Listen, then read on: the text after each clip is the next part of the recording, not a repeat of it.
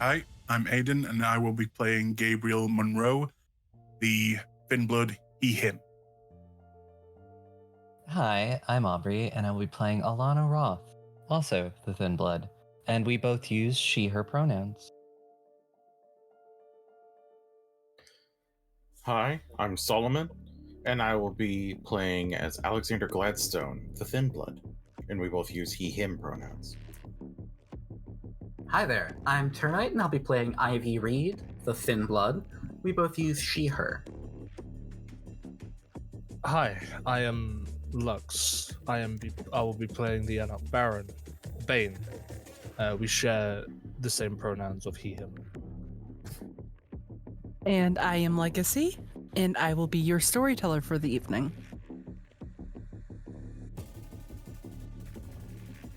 Where we last left off, the four of you had decided to split and go to search for the various different clues to kind of put the puzzle pieces together of what has been going on, why properties are being bought up, why things are starting to go awry. Two of you went to go see a member of the Court of Shadows, a Russian man that on the streets is known as Big Mike. There, you two were given a little bit of information regarding what's going on with the Sabbat. The possibility of there being more people coming into your territory and beginning to kind of claim and take. You also had a bit of a discussion about moving on as you begin to kind of accept and grow into your newfound life. You were given specific instructions from Big Mike to deliver a parcel, as well as to investigate who's been tearing up his buildings with tagging and vandalism of various types. On the other side, Gabriel and Ivy decided to go and seek out the Iron Maiden to kind of get an idea of what is going on. On the car ride where Gabriel was a little bit distracted, you had gotten a call from one Mario Giovanni, where he had offered his services of protection in return of payment. Ivy stepping in and deciding to decline on her behalf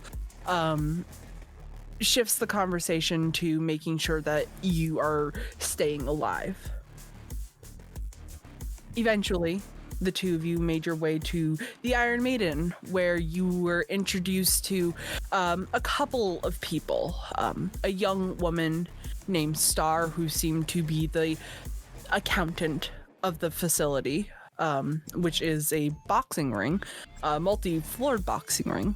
A couple of full-blooded kindred who stuck around her, and Bane, the man that you were looking for in regards to everything that's been going on. He introduces you, lets you know that he is an Anarch Baron. Eventually, the four of you are able to come together in the Iron Maiden, where all of you are formally introduced to Bane and his ragtag team of misfits.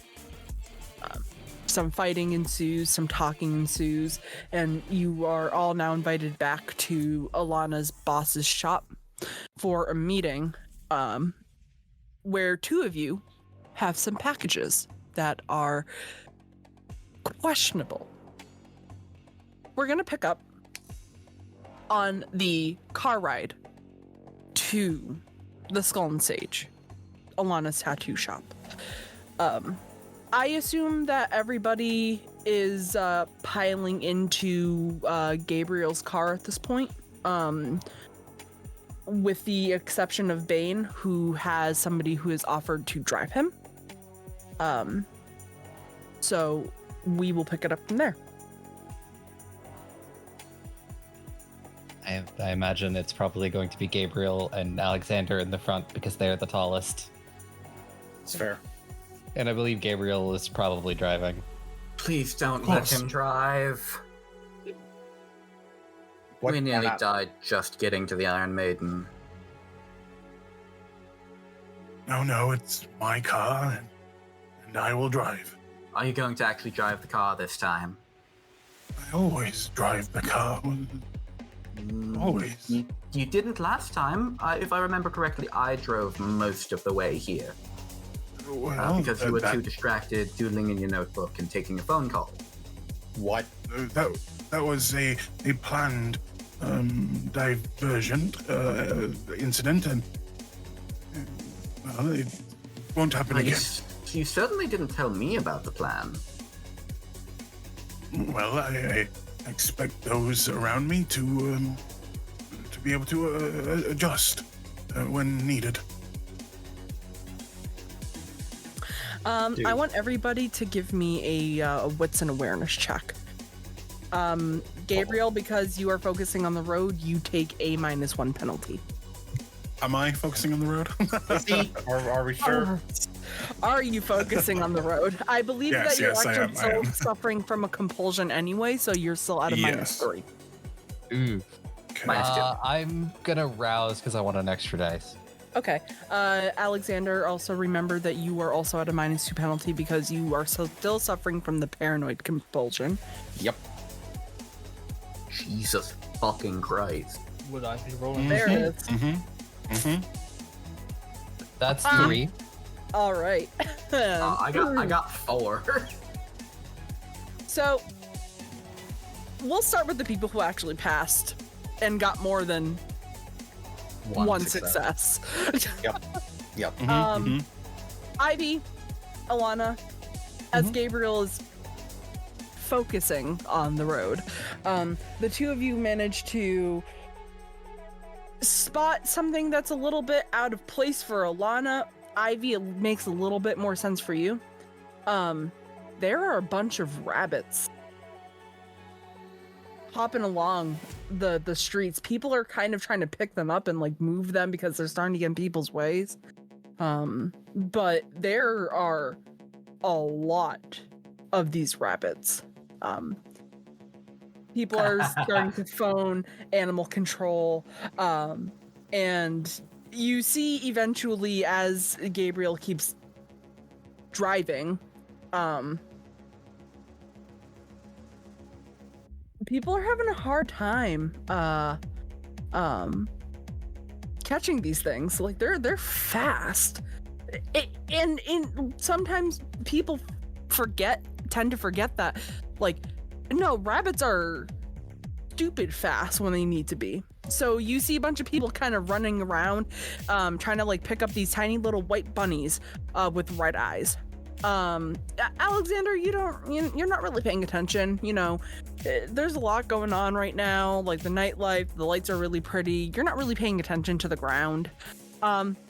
Gabriel, sweet Hit me. Gabriel, you got a bestial failure, Yep. Which that's means- 2. that you now get another compulsion.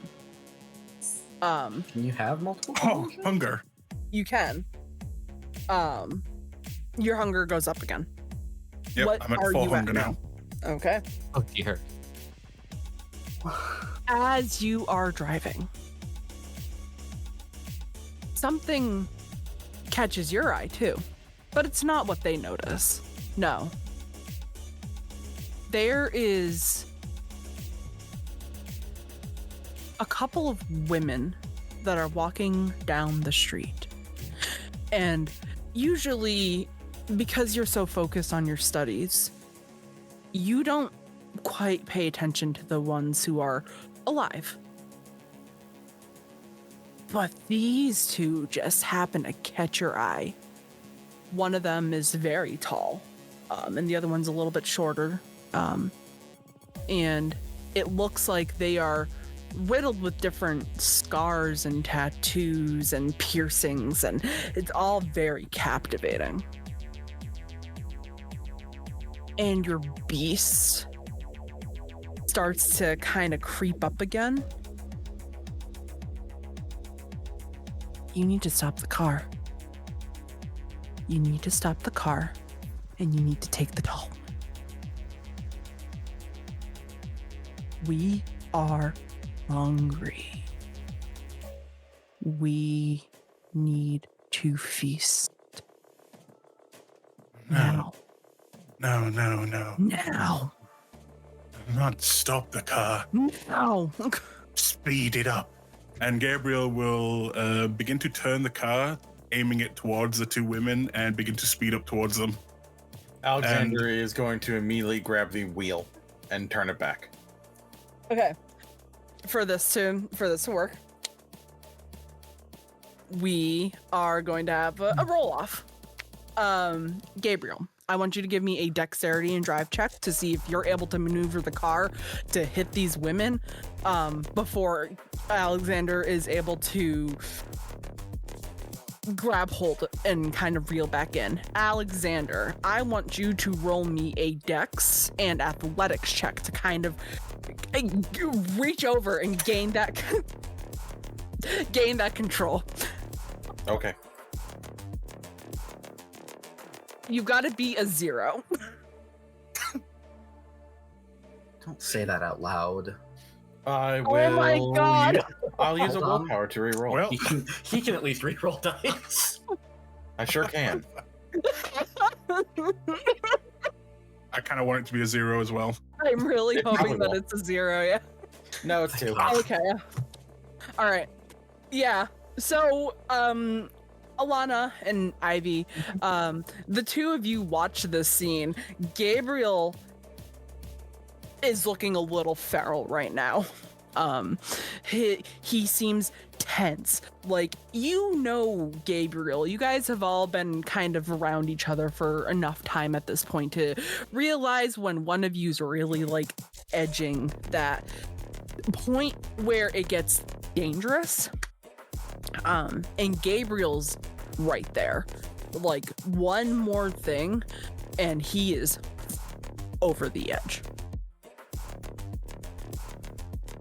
He goes to turn the wheel, and as he rears it towards the right to hit these women, Alexander looks over and reaches, and the two of them have a bit of a struggle. You guys swerve to the left, swerve to the right, swerve back to the left, and eventually, because Alexander is just such a force, he's able to reel in and cut Gabriel off from ramming you guys into a building, and kind of gets it back into control. But there is a struggle there for a little bit. Eventually, you guys manage to just calm down a little bit and focus back. Gabriel, you, my friend, are very upset about this. It's not my fault. I can't be blamed. It was simple needs, that's all. Simple needs, and needs need to be satisfied. It's not my fault. You shouldn't be touching my car wheel. It's my car wheel. Get your shit together, man. I will be fine. I just need feed. That's all. Well, driving the car off the road's not a good way to do that. Yeah. Perhaps. Let's make a This quick stop once. at your morgue first. Yes, but perhaps this one's one of you can drive. Who here has Dotson Drive? Just out of curiosity. Not me. Cool. I have one dot and drive. You have one more than I do. Me. Cool. We're just gonna shift the scene over really quick. Bane, Yes. you're behind these guys. I imagine. You're following this car, this Yeah. tiny blue car. Mhm. And you watch them begin to swerve, and kind of then get back into place. And it almost makes River, your driver, take pause and like try to like swerve out of the way too because reaction. Yeah. And then you realize that there's nothing there. Just something to ponder on. No, Okay. it was the rabbits. Trust me. Oh, would I have seen that? I'll let you make a check too. Give me wits and awareness. Sure.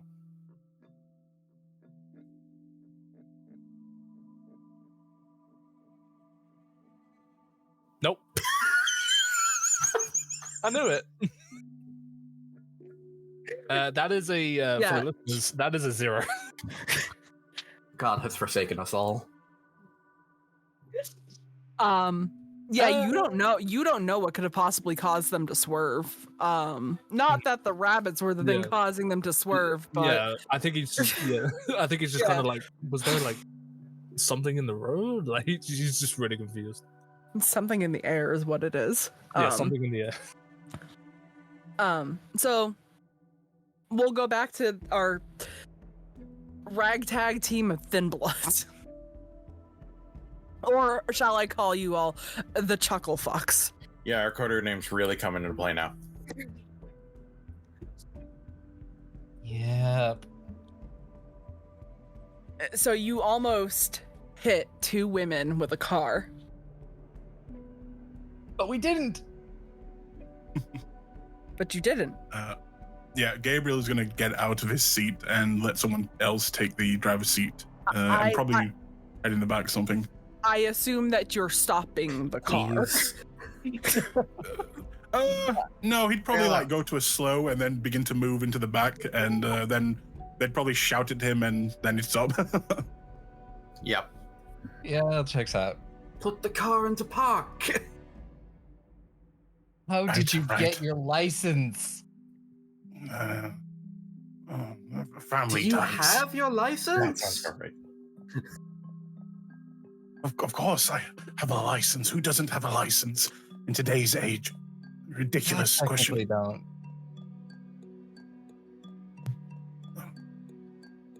Poor you. Someone take over. Now. Already on it. All right. Ivy, I'm not going to make you check.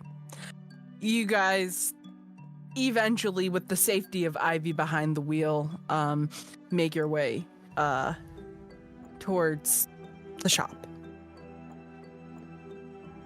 It's dark out. The lights kind of flicker on and off in the neighborhood, but the warm and comforting sign of the skull and sage, it kind of illuminates the street, providing that little bit of left out light. The sign says that they are closed for lunch, but you all know that you are welcome in at any time. Eventually, Baron Bane pulls up right behind you. When he gets out of the car, you are greeted by someone different.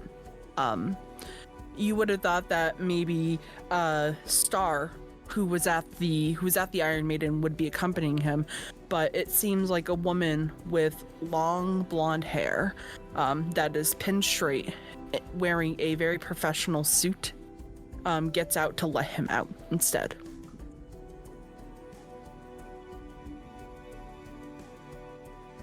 As he steps out, he just nods to her, probably straightening out his jacket, just dusting himself down. As he will probably look over to the small blue car where the rest of the coterie are, and just patiently just wait. Yeah, I'll go get Arianna. Alannah, you have a key to the shop. Yeah, So- I guess I probably did. Yeah.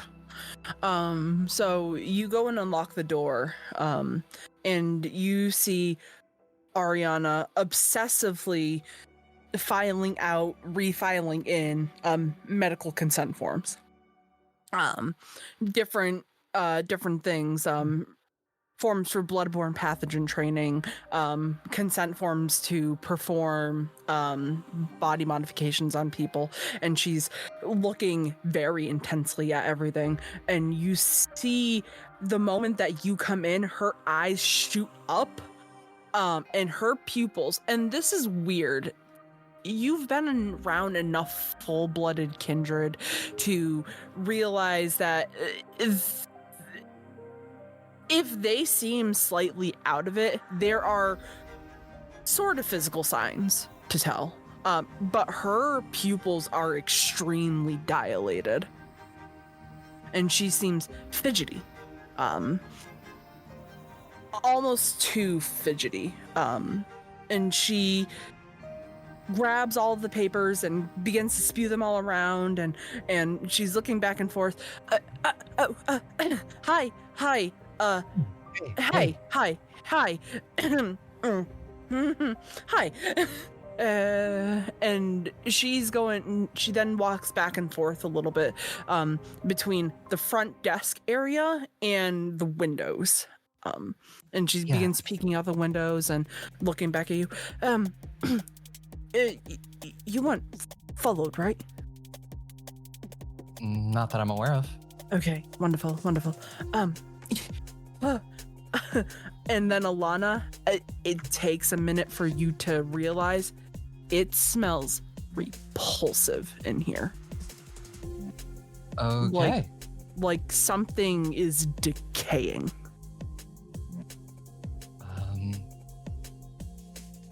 Is everything all right? I cannot stand the smell of whatever your friends ordered and shipped to my shop. I don't care. I want it out. Okay, where is it? I got it. I'll shove it in their hands and it won't be your problem anymore.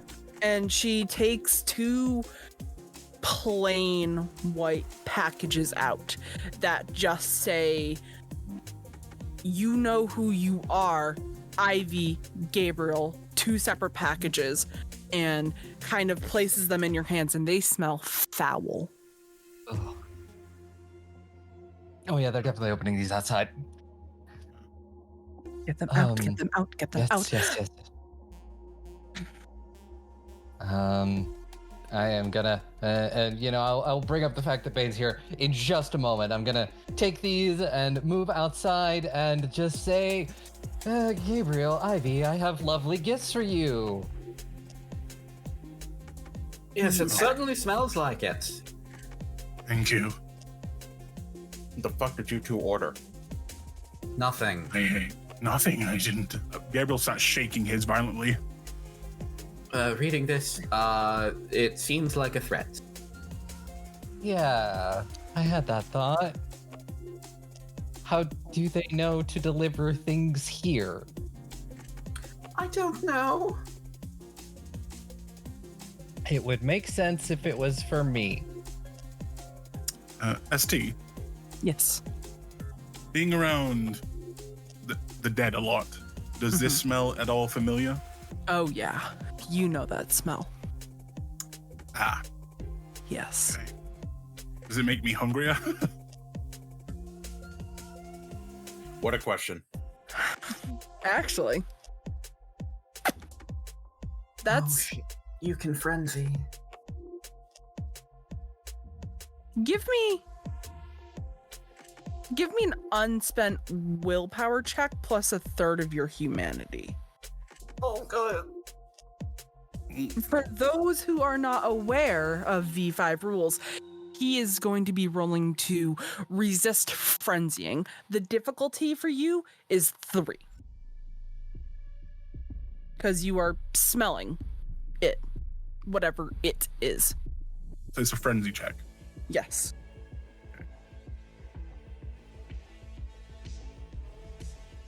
Oh, 1 second.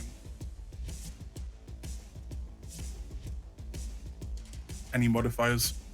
No. Just make sure if you can just press the frenzy button, and it'll do the check for you, but no modifiers. Difficulty 3.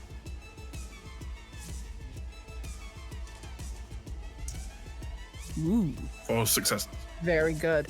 You were able to keep what little of your beast you have at bay, but you can hear it humming in the back of your head because it sounds and smells, and you feel that excitement restraining itself for just a little bit longer. I think but like Gabriel is deeply smelling at the package for the rest to see, and at one point he even begins to like lick the front of it, and then realizes what he's doing and kind of breaks away from it. I believe there is meat in these. Well, I have an idea of what it might be. But, well, I suppose I let's don't like find the out. way you said that, Ivy. I don't like the way you said that either. I doubt it's anything that bad.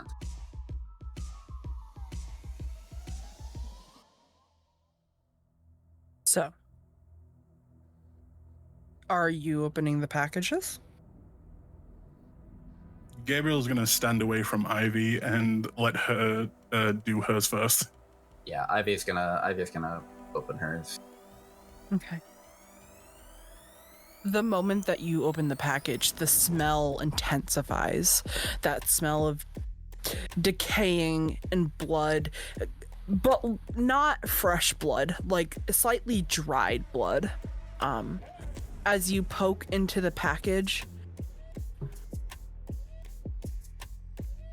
you see something that is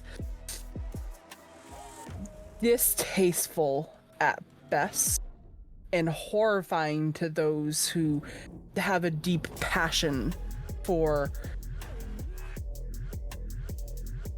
animals. Yep.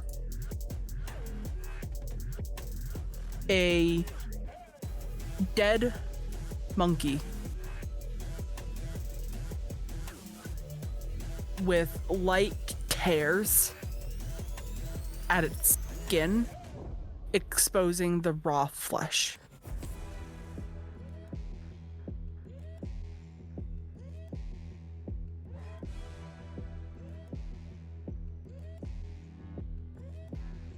Does Gabriel see this from where he is? I'll say no. She hasn't taken it out of the package yet. Okay. Yep, well, that's unfortunate that I was right. Who did you guys piss off?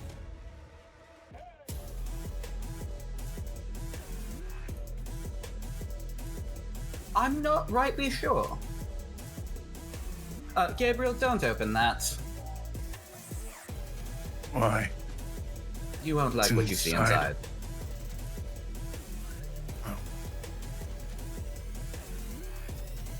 Kind of just gently places it on the ground and then walks away from it.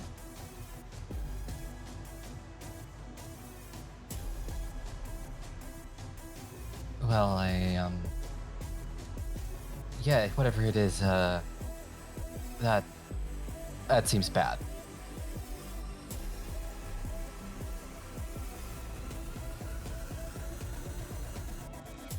On the other hand, I now feel justified freeing all those animals from that clinic. Yeah. And it's good. And we're just going to ignore the fact that they knew where to find us to send us this shit. Yeah, that worries me the most. Unfortunately, there's not a whole lot we can do about that right now, because we have no clue who the fuck did this.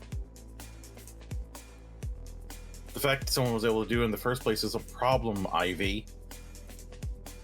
Can I take a look at the package that Gabriel put down and just sort of see if I see anything on the package that might tell me where it came from?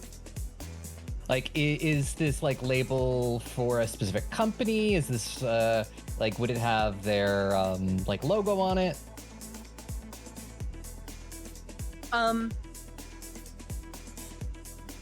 Yeah, so I'm not gonna make you roll for it.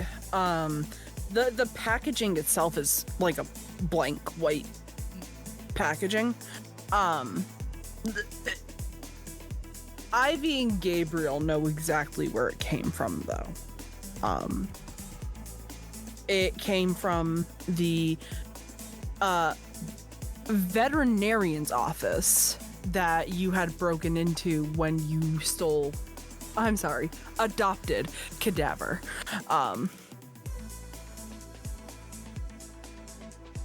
Here's the thing. I made sure to cover my track. Apparently not very well. Yeah, amateur Wow. hour. She points at Gabriel. He didn't exactly help much. That doesn't surprise me.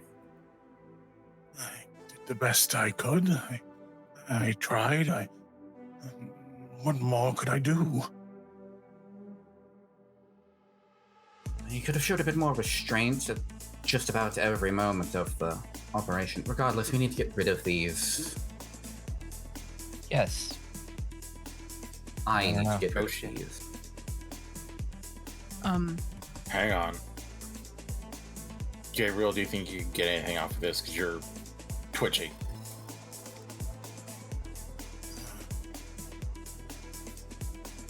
I honestly don't know. I am on the edge.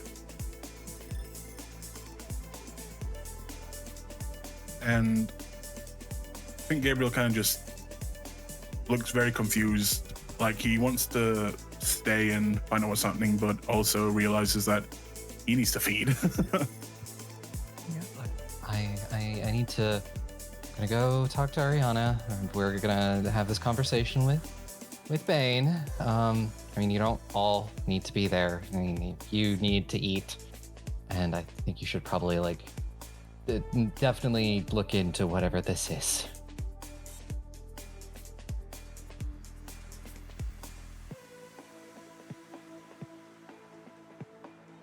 Yeah, I'm going to see what I can find out. After taking care of this.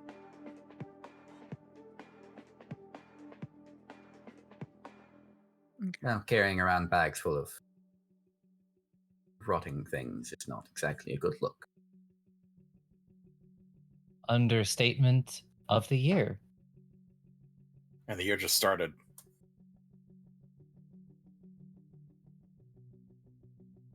That means it can only go down from here. Mm-hmm. I think I will go. And at this point, he's kind of actually shaking in the arms a little bit.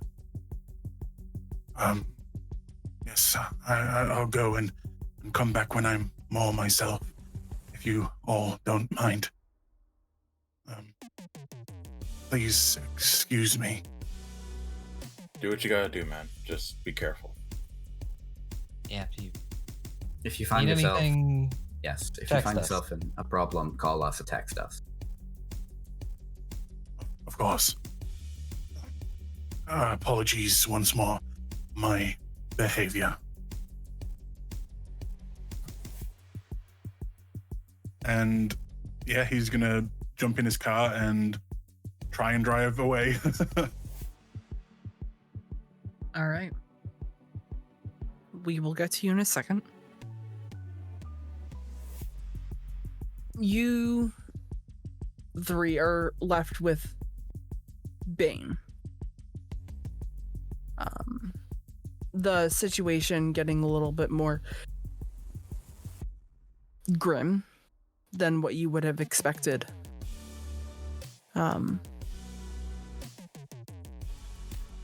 Arianna pops her head out of the shop, and her eyes are still kind of like wide, poking around, looking around.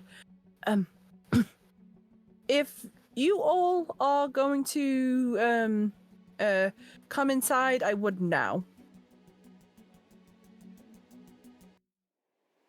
Now, okay. I'm going to deal with our surprise deliveries. Right. Yeah, keep those away. For the record, neither of us ordered these, which is more concerning. Got it. If you need to dispose of your packages, there's a dumpster right behind the shop. Feel free to do that. At least we share it with other people, so you don't have to fully take the blame. ST, Yes. sorry to interrupt. My ceremony that I can do, would I know that could it work with animal ingredients? I am going And- to say no, just because you kind of lack the ability to communicate with animals in that regard. I'll say that it only works on mortals until you are able to gain an ability that lets you interact with animals in a Okay, more fair. supernatural regard. Yeah. Okay, that's fine.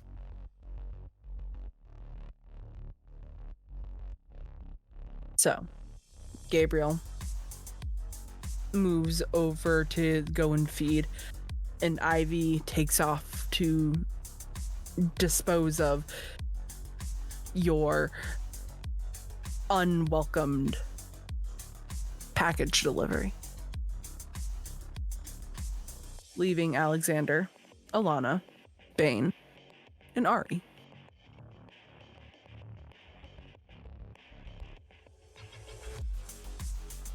Yeah. Arianna, we can have the full conversation inside, but this is Bane. Okay. Do you need a few minutes? We can wait. No. I'm okay. I promise. I promise. Promise. Come on in, everybody. Please. Just muddy shoes, bloodied shoes. Leave them in the front foyer, please. I just washed all of our floors and buffed. So I unfortunately was not entirely ready for non-mortal company. I would have prepared a small snack or again a treat. So my apologies. My apologies for lack of hospitality. Bane will look at her.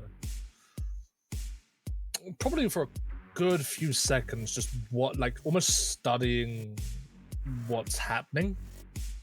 Mm-hmm. Would I know her clan enough to know that she's maybe under something right now? Like a compulsion?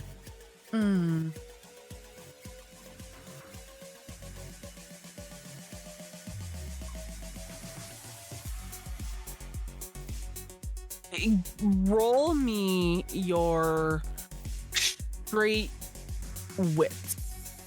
We'll go straight wits for this.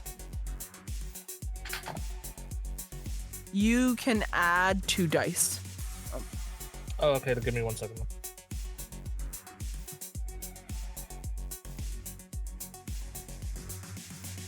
3 successes. Okay.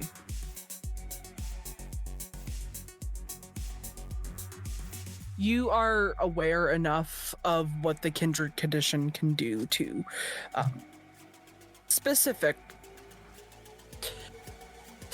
clans, especially.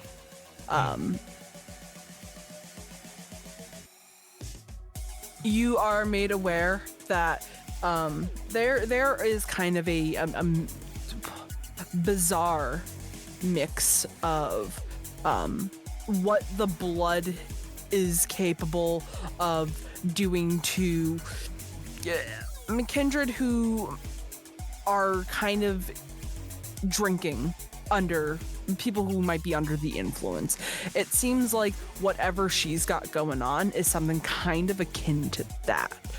She might be on some psychedelic drug, maybe something that's making her just slightly more paranoid, something that might be, but she looks like just from her general just response to the world around her, it seems like that she's honestly might just be on something. Okay. I think after the situation that was outside, and now seeing this, knowing what she is, I think Bane, with a little bit of sincerity, will say, "Would you like me to take my jacket off?" Yes, please.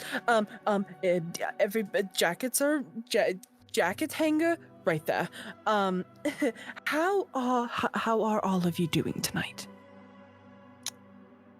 I'm well. I believe the only one that was not was your friend that left. As he looks at the rest of the coterie. Gabriel's been having a rough night. Poor dear. Very. Poor dear.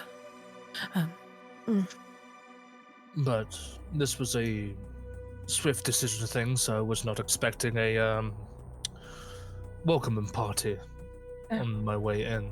So you may, as he holds out a hand, like trying to calm her down, basically. I will not lie, I wasn't expecting company myself either. It is, especially, ones that are so important to the movement as a Baron is. It is a pleasure to meet your acquaintance. And I'm glad that my friends were able to find you so we could sit down and have a discussion between four adults. That is fair enough. But I will say, would you like to have this talk now, or would you like to reschedule it, since I do not want to point out the obvious, but you seem to be a little out of it. I will be completely honest. It might be best if we have this conversation now. I will be busy making preparations for what is to come down the line. Bane will squint at her. It is not something that I would like to bring up now. If we could maybe quell that conversation for less troubling time. I am sure that my friends have made you aware of the situation of your company buying out the entirety of the strip. Yes, I have been made aware of the situation that you've been placed in as of your bloodline as well. Yes, times are hard. My dear friends, Alannah and Alexander here are always welcome guests. And you are as well. Thank you for taking the time to meet with us. Meet with me, not us. Me.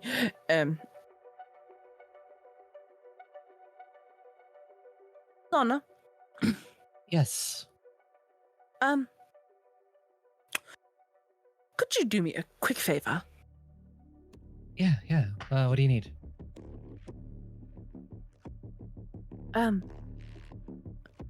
Could you make sure that my bottom floor is securely locked?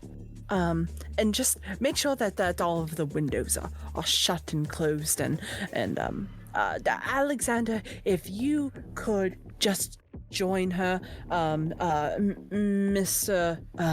Bane and I are going to have just a quick private conversation. Nothing too drastic. I just want to establish a couple of things. Of course. Thank you.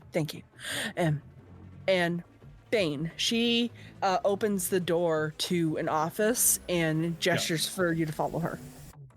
Bane would take off his jacket, put it on the jacket rack basically, and will slowly move over. I think Alannah and her will see that he's got like almost 2 full sleeves of tattoos that are almost Nordic in nature. Definitely very beautiful. But he would stride with confidence towards the door following Arianna.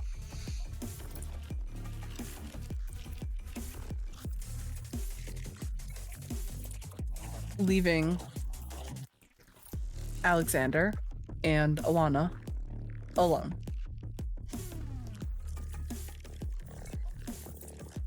The door closes. The door closes, and it's silent for just a moment.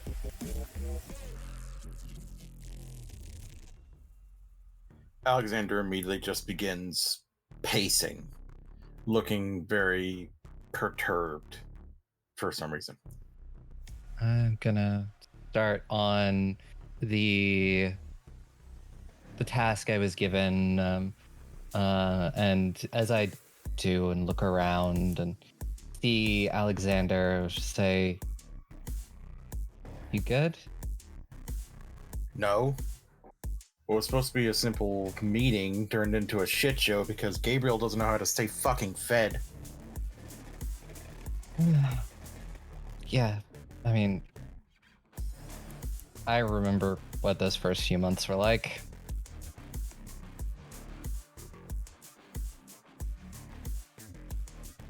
Yeah, so do I, but apparently he's decided to just starve himself.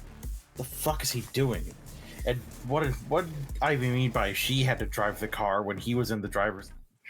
I don't know.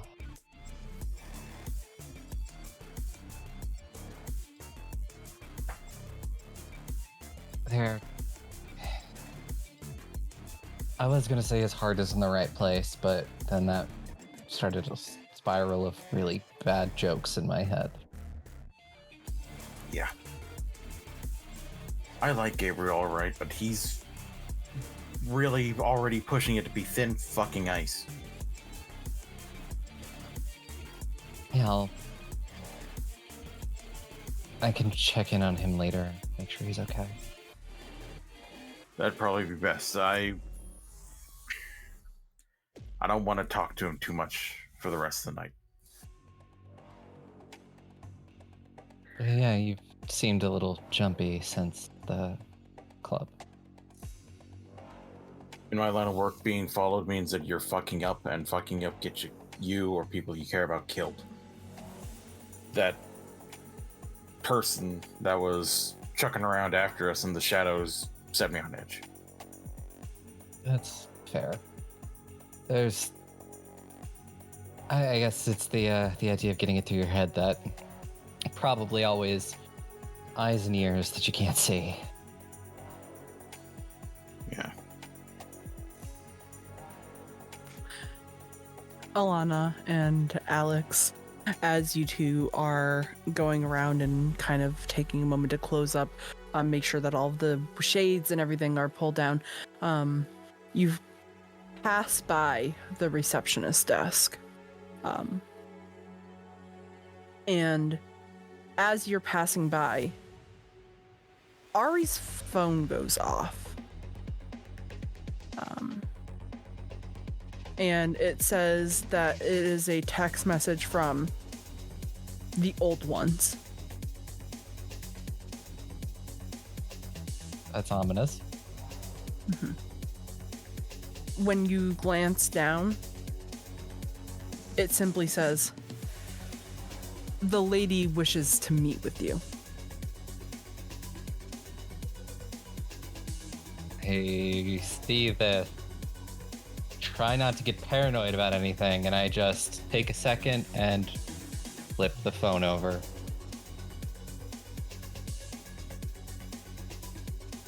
So the screen is facing down. Okay.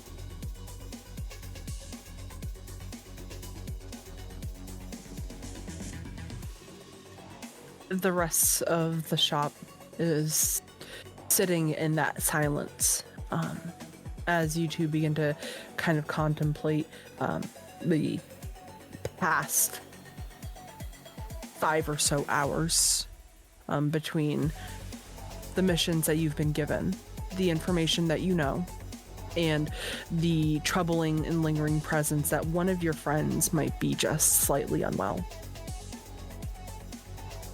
We are going to move to Ivy.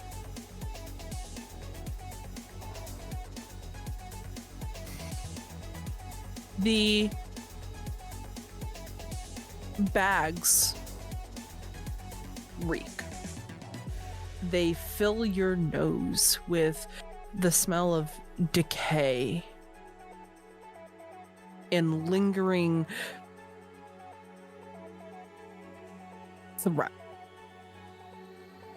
It's not your first time being in a situation like this. Your line of work comes with its own consequences if you're not super careful.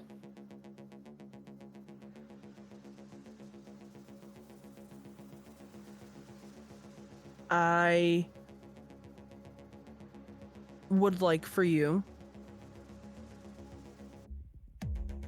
to roll me a, let's see here. We'll go with we'll do another wits awareness check.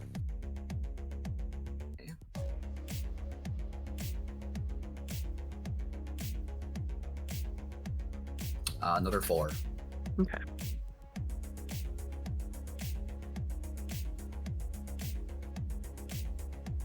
As you are walking towards the back to dispose of the carcasses, something catches your eye. Something that would easily be missed if you weren't already kind of focusing on your surroundings. As you're traveling towards the back, you spot a white card.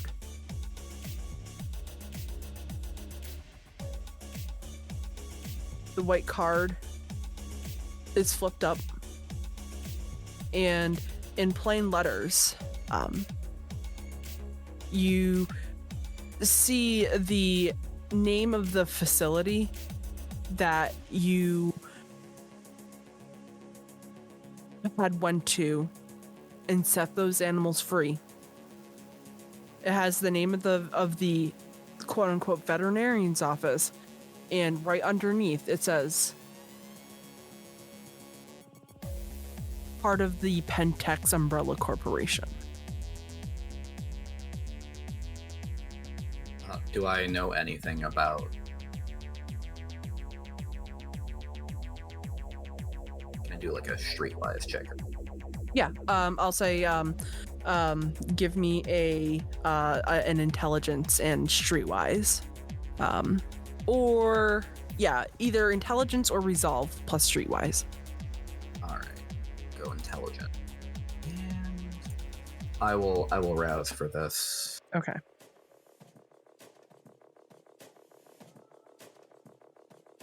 Okay. 3. Yeah, I mean, everybody knows Pentex in one form or another. Pentex is a very, very big corporation that has multitude of smaller variations of the company. Pentex itself is, to kind of equate it, is kind of like the Amazon of the world that you are residing in. It's got its hands and toes kind of dipped into everything. cosmetic companies, children's toys, novels, cookware, oil and gas. If you can think about it, Pentex probably has at least a pinky in it. So this shouldn't come as a shock to you, where an animal testing facility is something that is ran by this corporation. That's the general knowledge. You happen to know that at least in other parts of the world, not necessarily London anymore, Pentex is generally ran by people like you, supernatural, various kinds, werewolves, vampires, fae, demons, anybody who is willing to get their hands a little bit dirty in order to make a profit. So very capitalistic.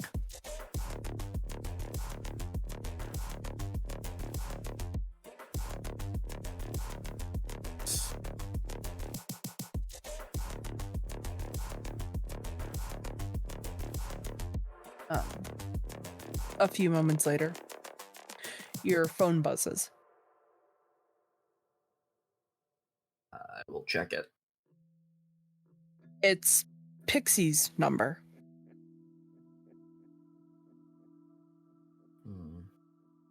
And all it says is, "Hey, have you guys been witnessing anything weird going on over the course of the evening?"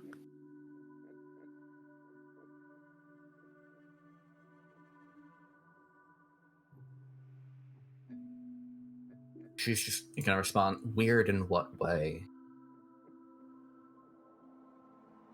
My whole life's kinda weird. Had a supply come in of some fairly normal stuff.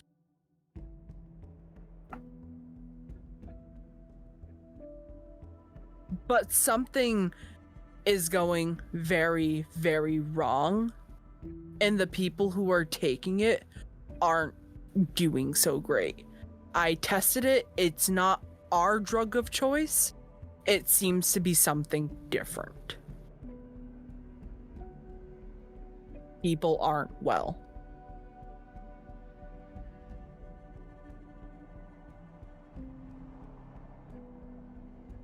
Did I see Arianna long enough to notice that she was kind of a little weird?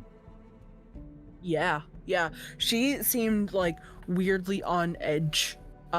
Which is, she's ecstatic. She's kind of always been like a little bit like, I need to make sure that everything that belongs to me is like within my facility, for some odd reason. But like tonight she was different. Tonight she didn't quite seem like herself. It's...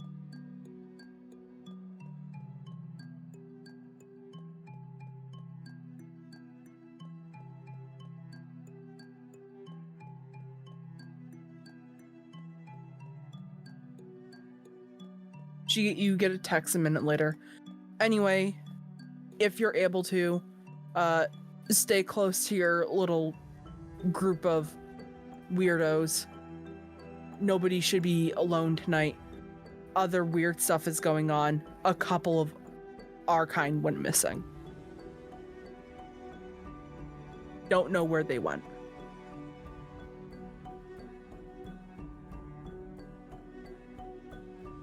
All right.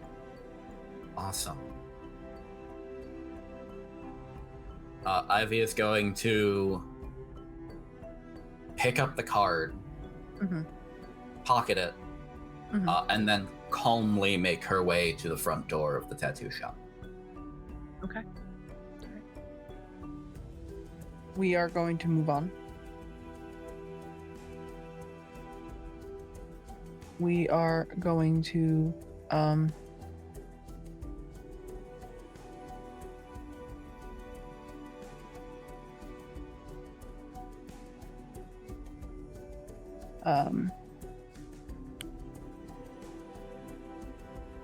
Gabriel,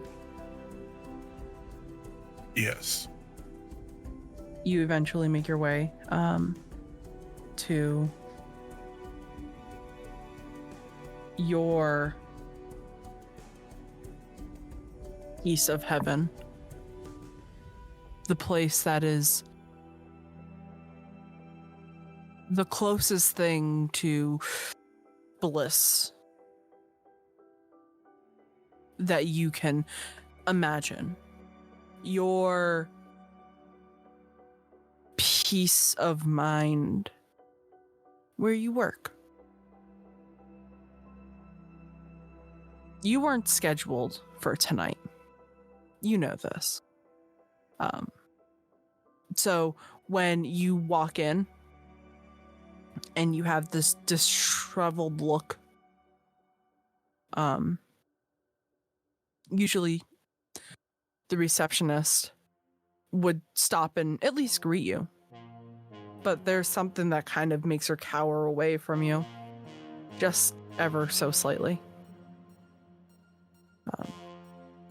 You immediately take off for the basement. The place where you are allowed to feel the most comfortable. As you make your way down, that little thing inside of you begins to shriek and get more and more ecstatic at the thought of, we finally get to feed. As you are making your way down there, I want you to make me another frenzy check. Because you're instantly hit with the smell of blood and the other things that you love. Difficulty? 3. Jesus. Very nice. That's a 7. Very, very nice. That little thing that you're now kind of getting used to, getting all riled up, tries to make its way basically out of your throat, but you have perfect control over this monster. You are not going to let it get to the best of you. Not yet. I think Gabriel helped with this by kind of looking down into his lab coat where a cadaver is, and just kind of petting him like you would like a service animal, and just kind of focusing on him as he quickly walks to the morgue. Yeah. Cadaver leans into you. You and him are a source of comfort for one another. You head in even further and further, and there you see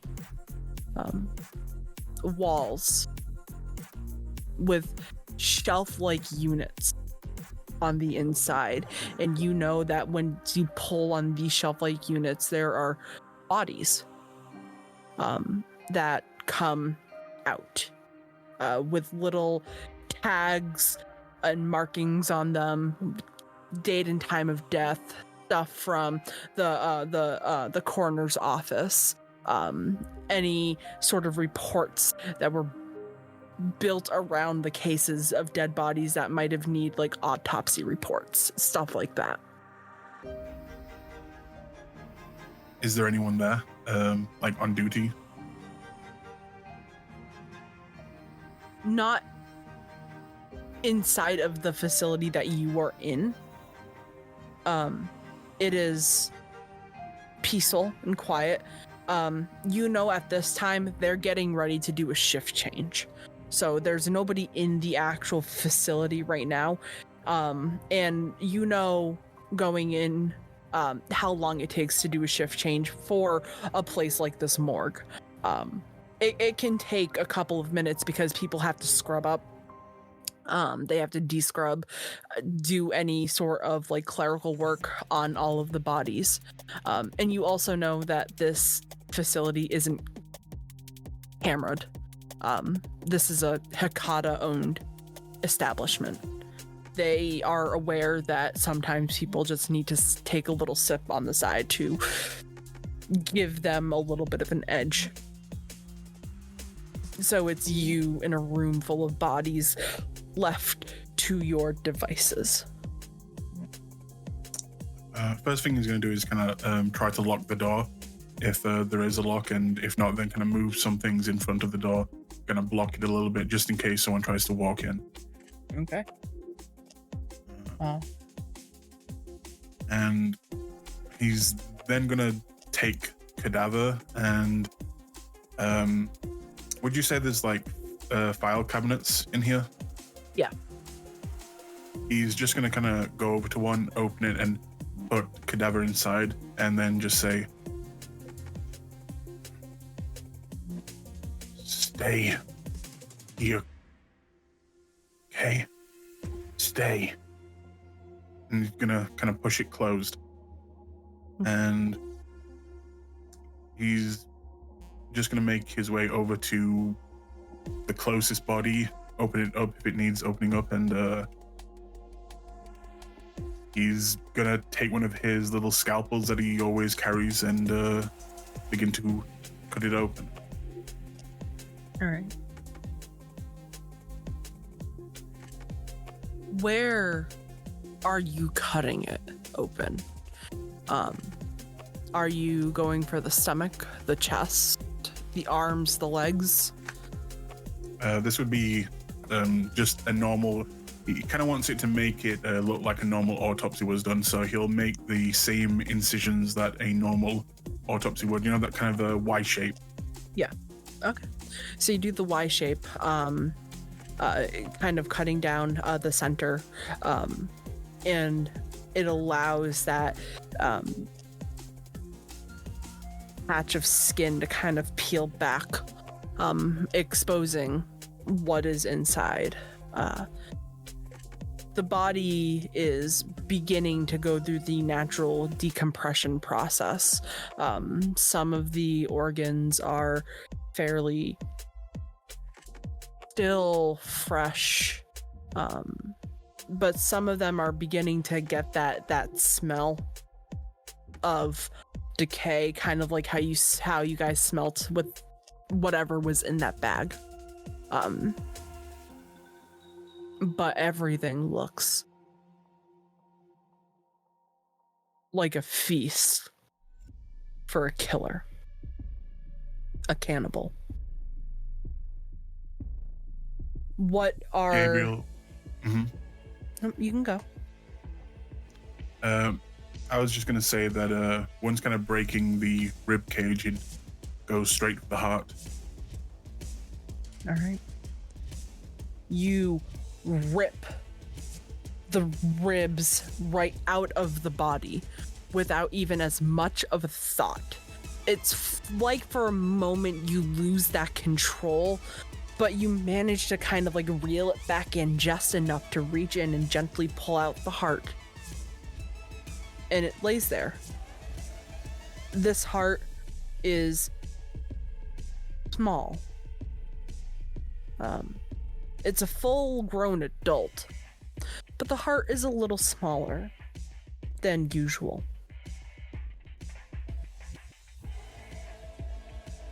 Gabriel will.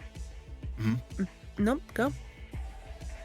He'll just kind of hold the heart for a moment and look to the body, the face, and kind of just say softly, "Thank you, and I apologize." And he's just gonna bite into it. Roll me another frenzy check. Difficulty 4. Okay.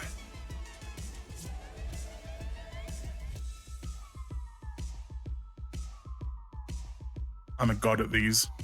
5. It's gonna come back and bite you in the ass one day. No more kidding.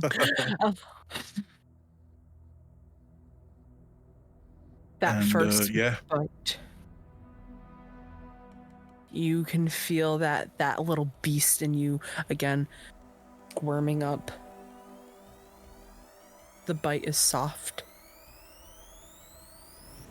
It's chewy.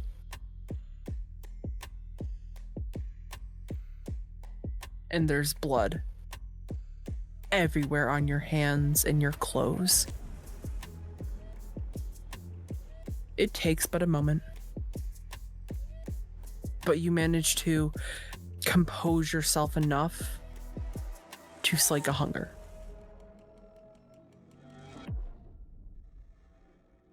But Would know. would I know that I would have time to feed more, or would I know that they'd be coming soon? You take a look at your watch or your clock or the clock on the wall. You know that you have time to maybe feed down one more. Just enough to kind of take the edge off. Okay. In that case, he'll go for the closest thing to his hand, would be the right lung, and just kind of tear it out and go to town. Okay. And you take another few moments to really enjoy allowing yourself to forget that not too long ago you weren't doing this. You were allowed to eat and drink and enjoy things like any normal person would.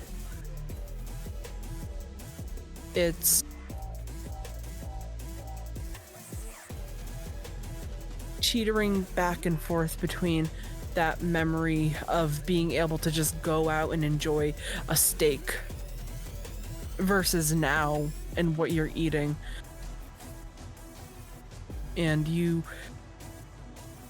feel that wave of release and relief, and again it hits your head that you used to not be like this. This should be wrong, but it's not. It's natural.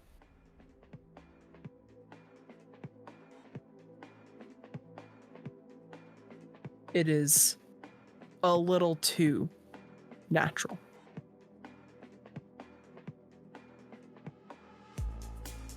You finish your meal. Push the body back into where it needs to go.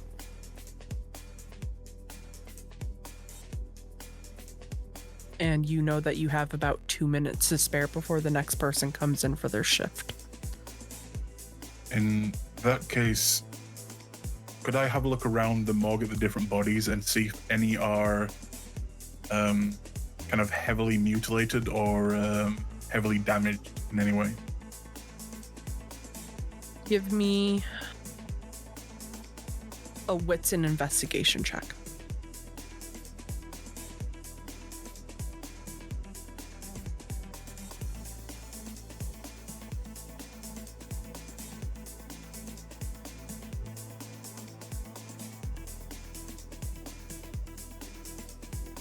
Two.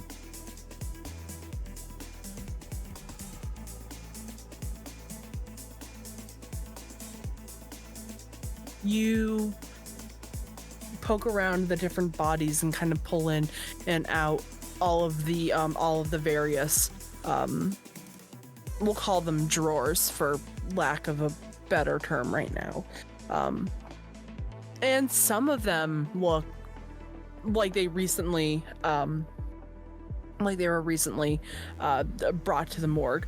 What is off-putting is there are just one row of bodies that looked maimed and beaten, and on their reports it just says cause of death unknown.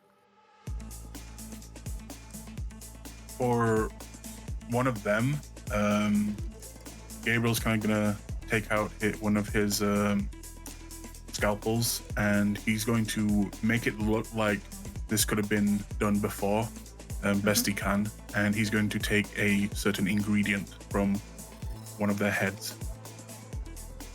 Okay. You take that ingredient. Are you going to perform the ritual, or are you holding on to it? I would know that there wouldn't be time, so I would just take what I need and make it look like, it was, or at least attempt to make it look like it was already done there, and leave. Right. I want you to give me one more wits and awareness check, and I want you to add 1 die to it.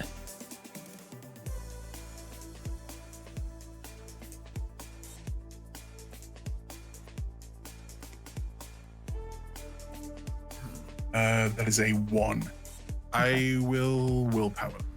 Okay. You remember you only get to reroll 1 die. Yeah, just 1. Okay.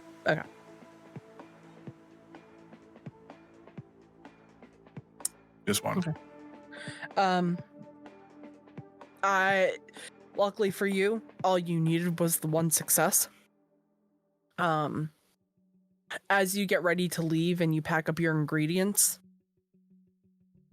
you see a small stack of papers in a language that you are unfamiliar with. It seems as though whatever this is,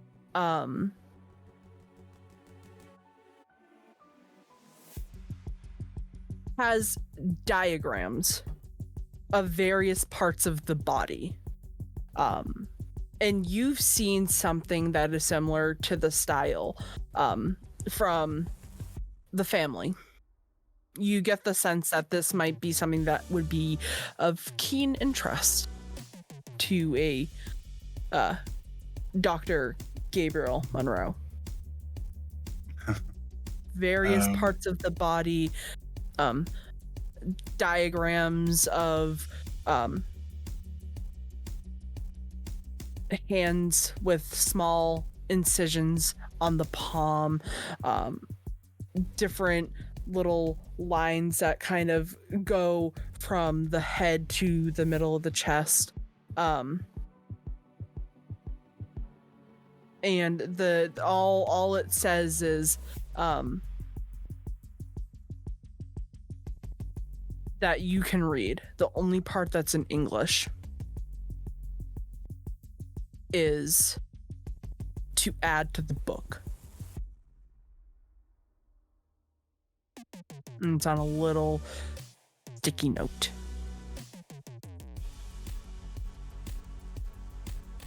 In that case, Gabriel will kind of quickly go get Cadaver, and he'll walk over to the notes and the pages and quickly kind of just grab them, place them underneath his doctor's coat, kind of seal it up quickly, and make his way out. All right. Wonderful. We're going to move on to a bit of a different scene. Inside the office of the tattoo studio, Baron Bane, you are led into a small, nicely decorated office. There are some pictures that are kind of lining the walls. There are comfortable seating, a nice desk, and a couple filing cabinets. Small, but comfortable. The woman who brings you in is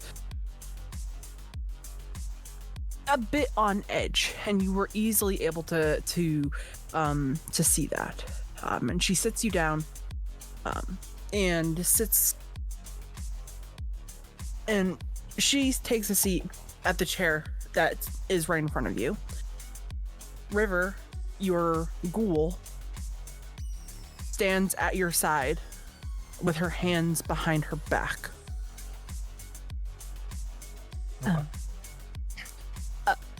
Thank you for taking the time to to meet with me. I'm sure that you have a very busy schedule, so I will make this as quick as I possibly can. I want my studio. That is property that I've worked for a while to buy, and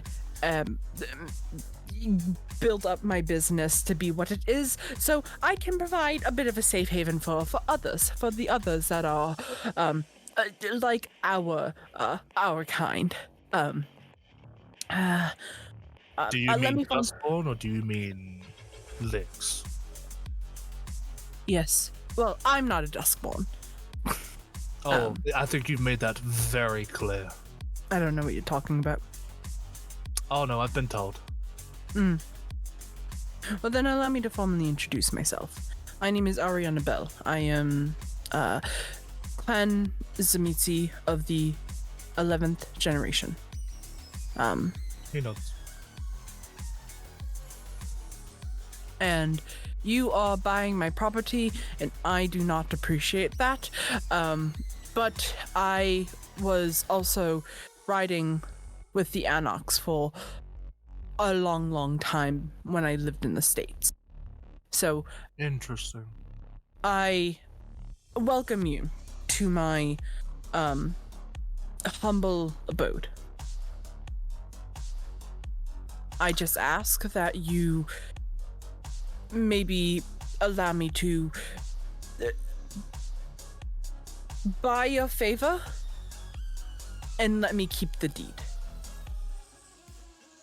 Are you offering me a boon, Miss Bell?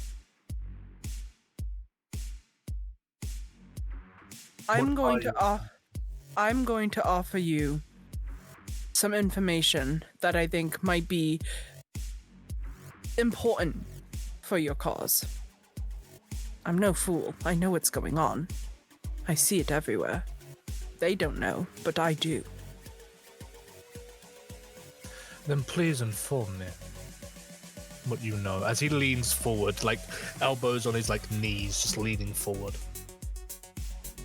I'm sure that you're aware that there are many different factions that are now getting ready to fight for London. And I'm almost guaranteeing that you are a part of that soon-to-be fight. I am one in many ways. There is a very powerful Sabbat Archbishop, who is looming towards many properties around this general area. And I got word that there is one force of the Camarilla that's starting to make its way in. Prince and a couple members of what I can only assume is his Primogen Council.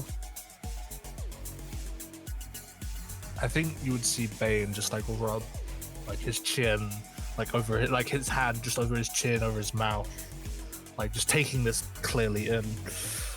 But I think after a while he will look up at Arianna and just go,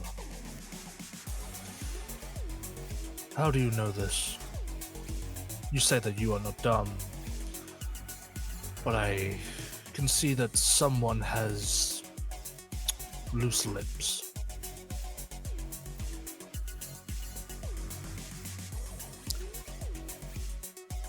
The Archbishop in question is my sire. Your what? As he looks at her, I'm not gonna say with aggression, but it's definitely the first time Bane has been on edge. She would clearly see his hand turn into a fist. No. I have not had affiliations with the Sabbat since many years after my embrace. It's been maybe 30 years since I've last seen her. I want nothing to do with her. I think that what she and the others are trying to do is take London with an iron fist. And I am afraid that the Duskborn are going to be some form of collateral damage. I think she would clearly see that Bane, as she says this, his fist loosens. It's no longer in a fist, but you can clearly tell he's like thinking. You say that you were a part of, well, you were under the Anarch banner for a while. Yes. Then why don't you come home, child?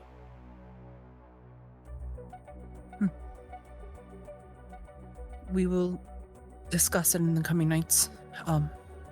I have some things to take care of here. Making sure that... And she looks to the door. I need to make sure that I'm protecting my own. Now, No. I haven't... Mhm. You say this. I'm willing to extend a hand since you are one of mine. If you would like assistance, since you have given me precious information that it would be rude of me just to take freely.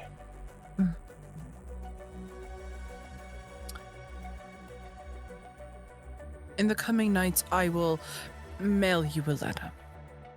I don't want this getting through with prying eyes, especially on technology.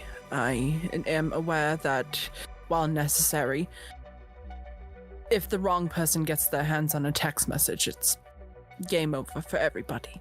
Again. He nods. All I ask is if push comes to shove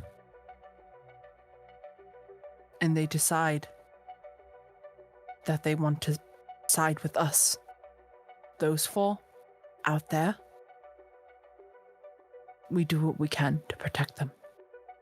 I don't need the Camarilla getting their hands on, well, let's be honest, people that are typically hated by that faction. And I definitely don't need people's eyes.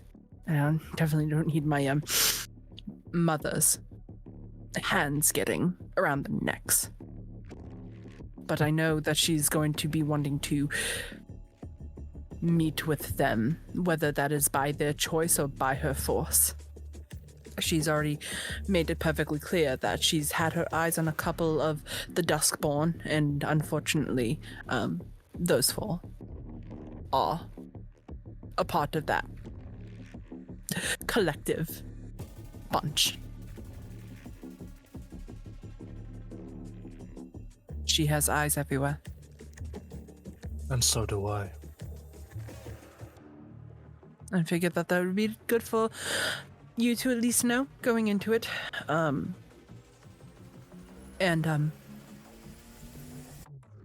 If you don't hear from me,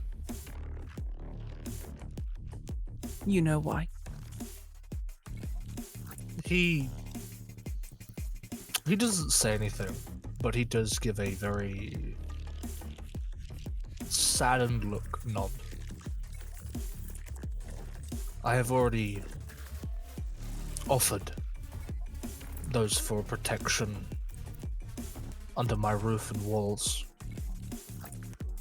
It is up to them to accept it, or, well, they fall into the hands of a, well,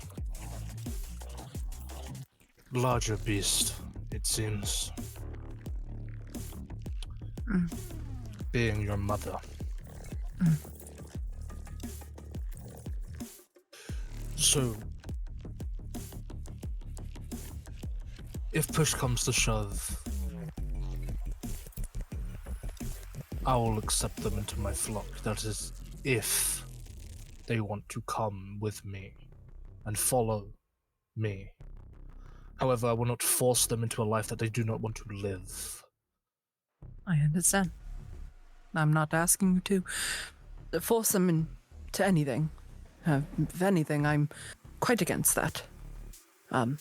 That includes yourself. I am aware. But I am a big girl. I can handle myself. Just in case something goes bad. And then she leans in and whispers something into your ear. Okay. Pulls away. We should go back out and join the others. They might start to get a little worried.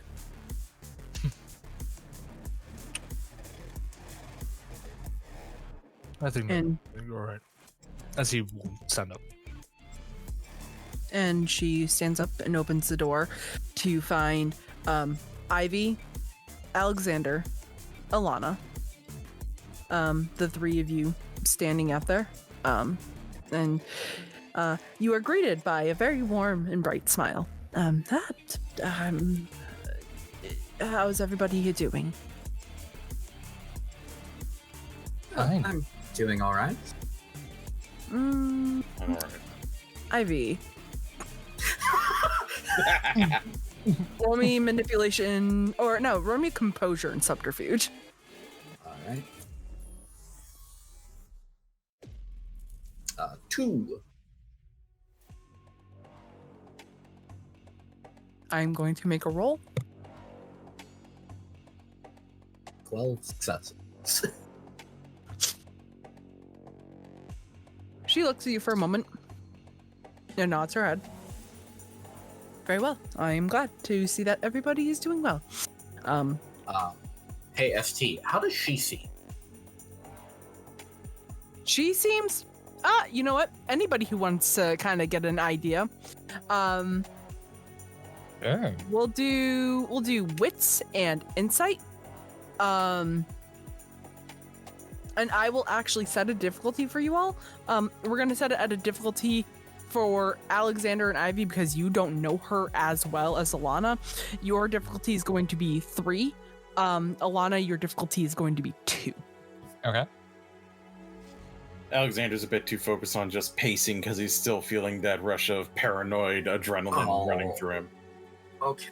I'm gonna spend a willpower on that. Oh, damn it. It shouldn't have rolled the 9.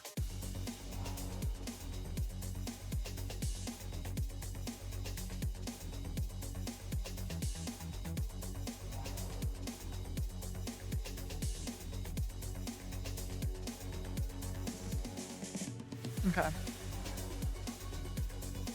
Let me see. Okay, so mine went fucky for some reason. Mine also. That is just the roll 20 way. Yeah. It's true. So I would have. So my first roll, I got 2 successes. Okay. I would have re-rolled the 3 and the 2. Okay. So the 2 on the outside.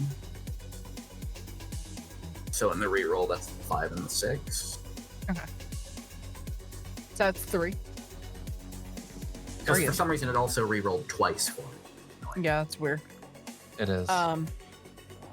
Like I said, it's just a roll 20 being a roll 20. It's funky. Yeah.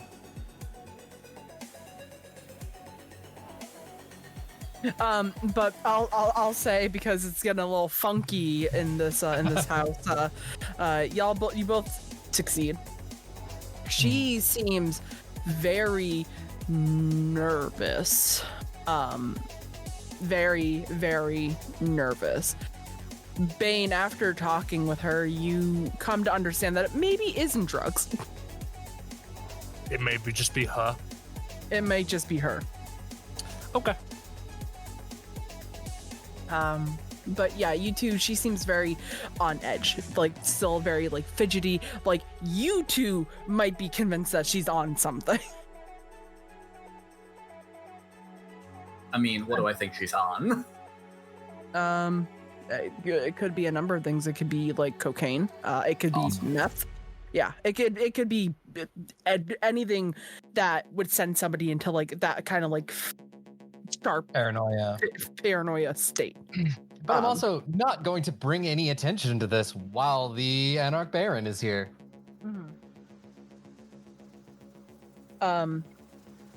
Gabriel, a couple of moments later, you find yourself back at the tattoo shop. With your little goodies in tow, but we'll talk about that later. Gotcha. Good. I was just about to suggest we go find you. You good now? Yes, quite. Again, I do apologize to all of you. I lost myself for a moment there, but I assure you that I am mostly all back.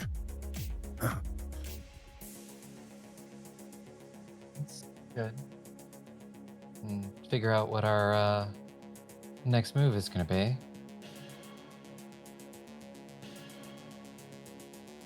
Well,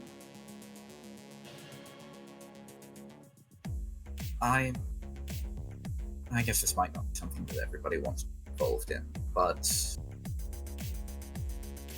there have apparently been some developments in my side of the world, and it's causing more problems than it usually does. I don't like that. Something that's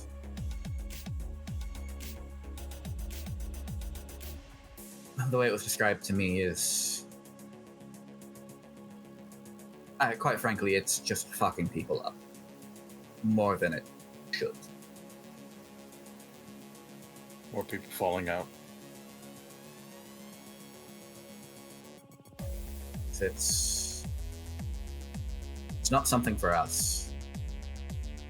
It's supposed to be something mundane. So, best case scenario, somebody decided to cut things with something else. But seems unlikely that it's going to be the best case scenario. When is it when it comes to our bullshit? That's...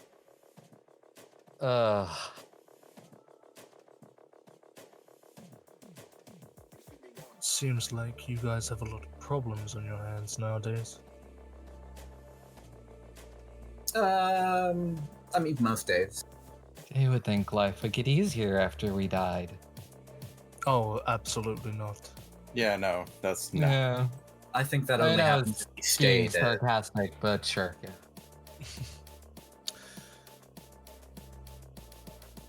Well,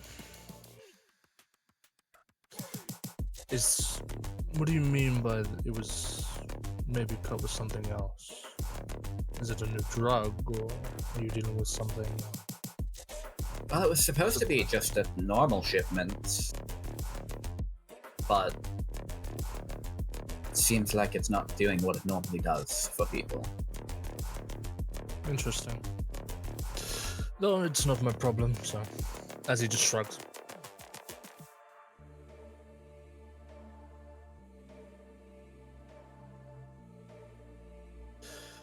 But I think he looks back at Arianna. Is there anything else we need to discuss, Miss Bell, or shall I take my leave?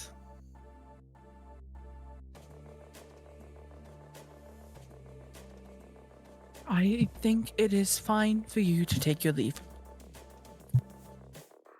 He nods, and for what we discussed, that will remain on the table. We may go into details further later, but the offer will not be removed.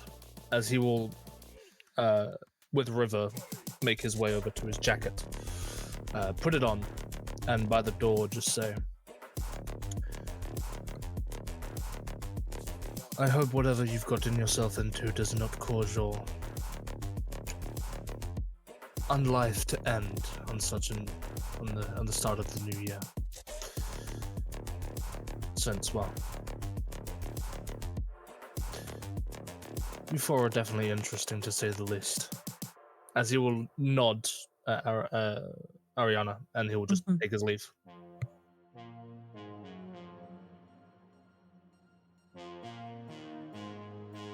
I think he likes us. Yeah. I We think are he's charming. intrigued by us. I'll Possibly take that. confused. Oh, definitely confused. Definitely a little bit of that. We'll look over to Arianna and just sort of like give her a thumbs up. You know, like, we good? Yes. Just give me one moment. I left my phone out here, and she goes and checks her phone, and you see her eyes widen, and she puts her phone away.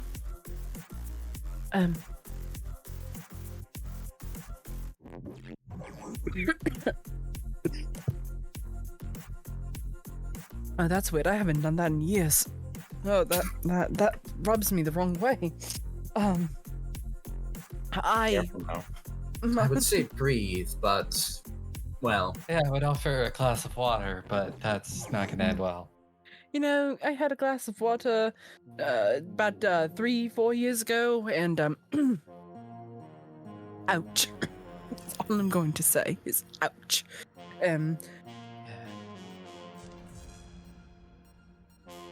Alannah, I'm going to leave you to close up shop whenever you four are ready to head out.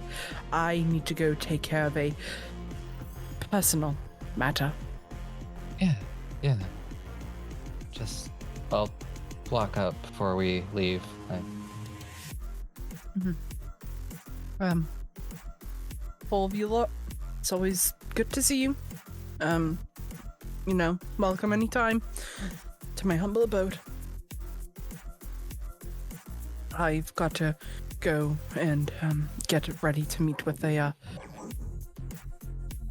and she doesn't finish that sentence, but like her head kind of like bobs back and forth between the door and like the reception desk, and the door and the reception desk, and then she finally stands up, gives a polite bow, and walks out.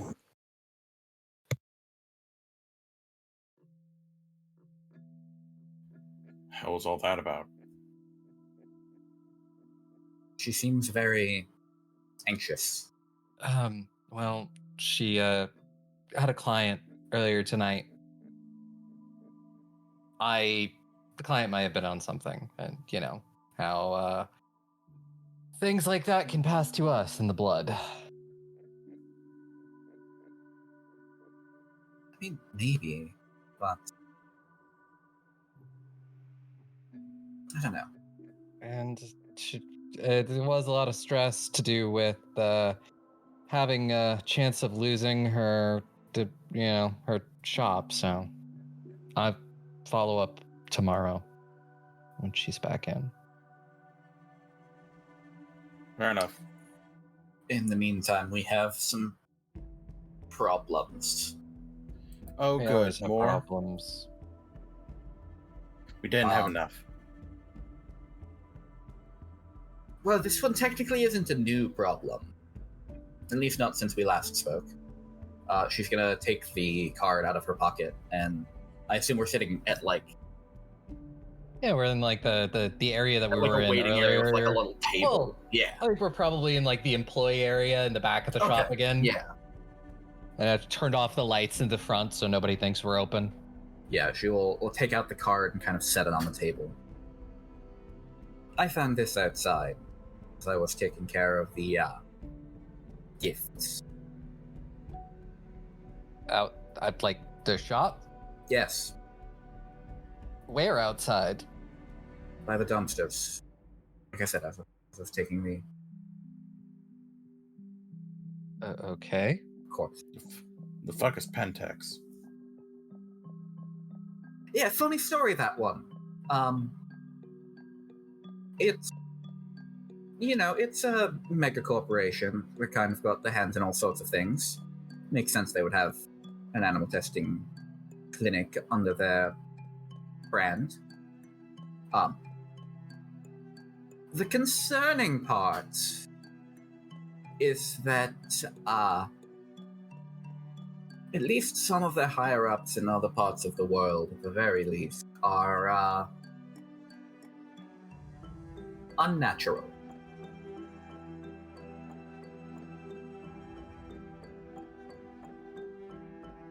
People like us, people like... well, all sorts of things, really. Great. Well, I guess the place you broke into must be that. So, what, somebody's leaving us a message? More or less. Though I could have sworn none of them... At least I thought most of the people in London were normal. At least since everything went to shit. Ivy. You are also aware with the successes that you got in that check that you rolled earlier.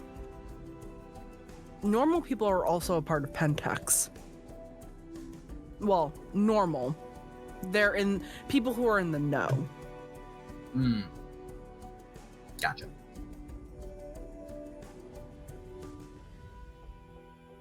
Yeah. Regardless, nothing good can come of this. That's you putting it lightly. Also, apparently other weird things have been happening around the city. Please be more specific. I would love to, but the person that told me just said that weird things have been happening. God. Only information I got was when I asked about... because she started off by asking me if I'd seen anything weird, which is when the situation with the drugs came up. But she also advised us to stay together. No, that's right. That's what she mentioned. Some of us have been going missing. Oh, lovely. Great. And it's not just because of stuff. I don't know. I mean, weird. I feel like in the last few nights we've worn out the word weird, and it has no meaning anymore. Exactly. Yeah. So... do the three of you have a secure place to stay? Yeah, My home. got a couple of places. I mean, I can stay at a friend's. I can How- call There. in favors. Yeah, how secure? There's no need to owe any favors. Or call in any favors. How secure are the places that you have, though? I mean, it's more secure than my usual haven. They're also, one of us, so they have security measures in place. And, power in numbers. Do we take this as a threat that we are now a target, or that a simple warning never to do it again?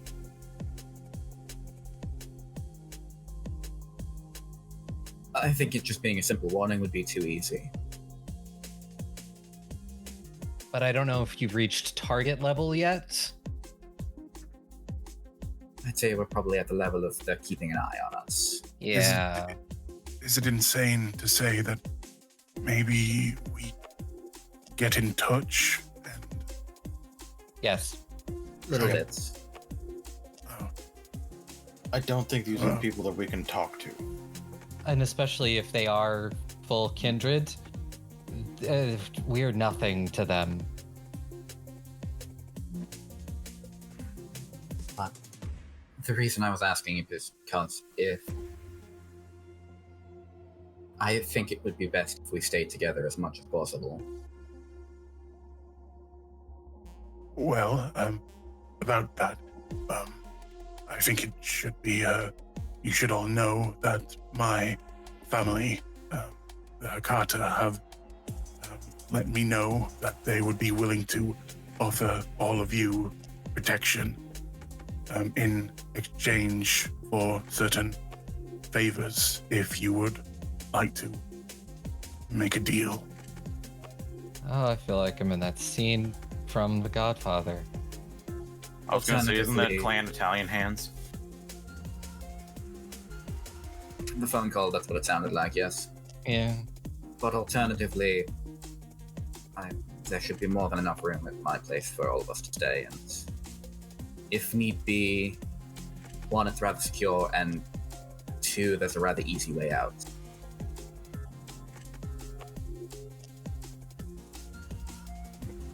I'm not saying we don't. I'm not saying we take the Hakata completely off the table, but I'd rather not make them our first choice. Exactly. Yeah, I mean, we've got Bane, got the Anarchs. And my sire is going to be bringing a bunch of kindred to the city soon. So I don't know where it's going to fall on that.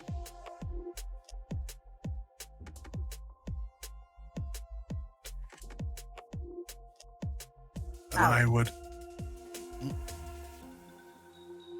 Alexander, Yes. your phone goes off. A phone call. Oh boy. Is it my work phone or my personal phone? Your personal phone. Oh boy.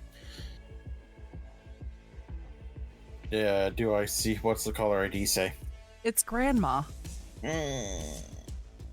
Okay. I was like, okay, I would very much like if everyone could be quiet for a second. And I will answer it. Alex, honey? Yeah, Grandma, I hear you. What's up? What's up? I made dinner. Are you haven't been home in a couple days? Is everything all right, sweetheart? Yeah, Grandma, just been busy with work. Been kind of staying with a couple friends. I'll be home tonight to check in and say hi. I actually need to grab a couple things, but we're in the middle of a big project right now, and I really want to make sure that I see this through. Okay, sweetheart. Just make sure that you're eating. I haven't been eating at home recently. I've been making dinners and they've been going bad. I'm worried about you. I'll be sure to come home and grab a couple plates and bring them over and share them with the gang. They all love your cooking, you know that. Oh, well, sweetie, why don't you invite your friends over? I would love to meet them. I'm sure they'd love to meet you too. I'll see if they are free, and I'll bring them over if they're up for it. Okay? All right. Well, I love you. Stay safe and make sure you tuck in your shirt. I love you too, Grandma. Yeah, I'll be sure to tuck in my shirt. Good. Well, come home tonight, please, if you can. I miss having my Scrabble partner with me. I'll be sure to be there. Good. Okay. Well, good night, sweetie. I will see you later. Stay safe. I will. Good night, Grandma. Love you. I love you too. She hangs up the phone. And then he will put his phone away and look like he is basically shaking. You good?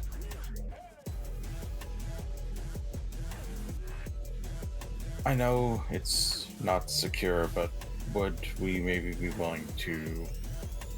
Yes. Oh, okay. Yeah, we can drop by.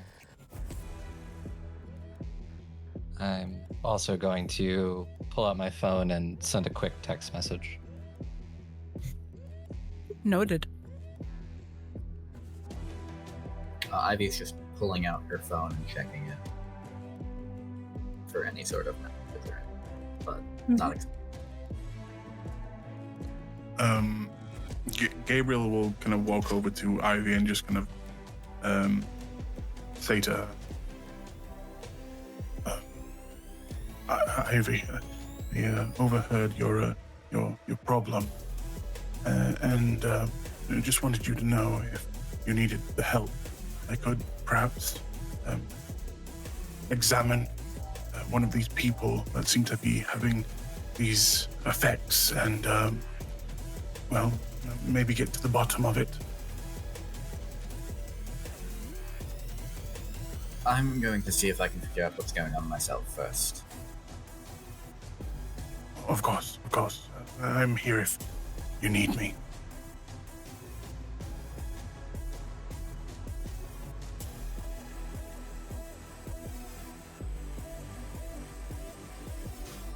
So,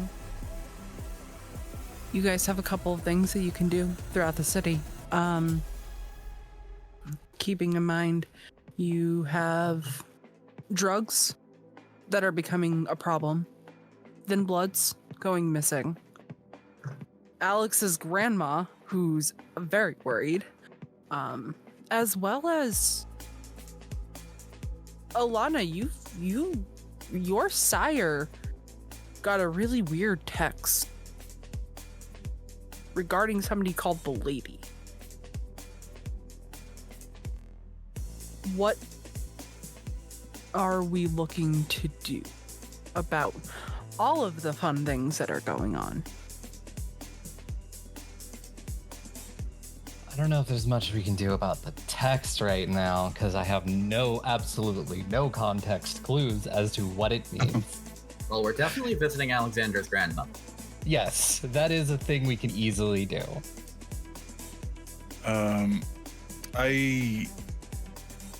I would like to send a text message to, I guess, the assistant of Mario, and just ask if the family has any ties or connections with the with Pentex.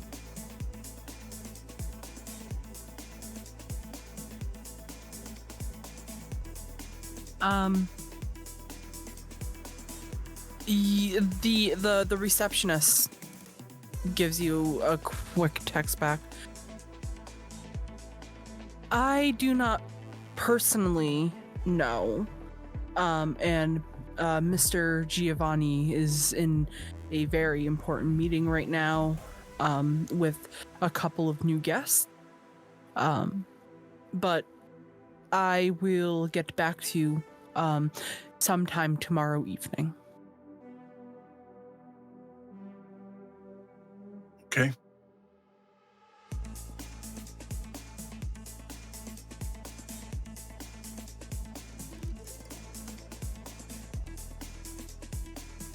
Well, it sounds like we're gonna go visit Alexander's grandmother. Grandmama. Again, sorry, I know it's not the best time, but Shut the she fuck up. worries. Okay. Yeah, we're good. Yeah, you this is the well, this is more than the least we can do, but you know, I hope she has Keeping- hard candies. keeping up Oh. the All everywhere. masquerade is a good thing. Oh, before I forget, can any of you actually eat? Yeah. Yeah, I can. Okay, good. I mean, it's gonna be a mess at the end of the night, but can keep food down for a bit. Yeah, she'll probably be in bed by that time. I will tell her I grabbed the Happy Meal. Sure. I thankfully won't have to deal with it being a mess, but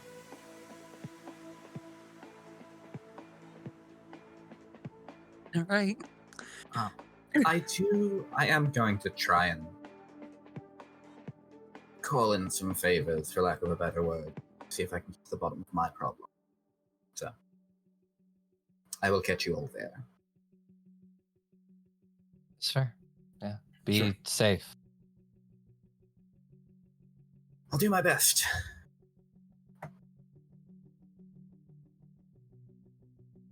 Storyteller. Yes. Is there any chance I could use my influence in the party scene to, at minimum, try and get, like, some of whatever is causing the problem? Even a little Yes. bit of it. Yes. What I'm going to have you do is I am going to have you make a charisma and streetwise check, and you can add your dots and influence to that roll.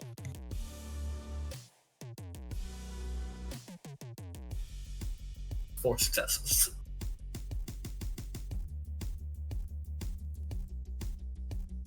I don't like that. So,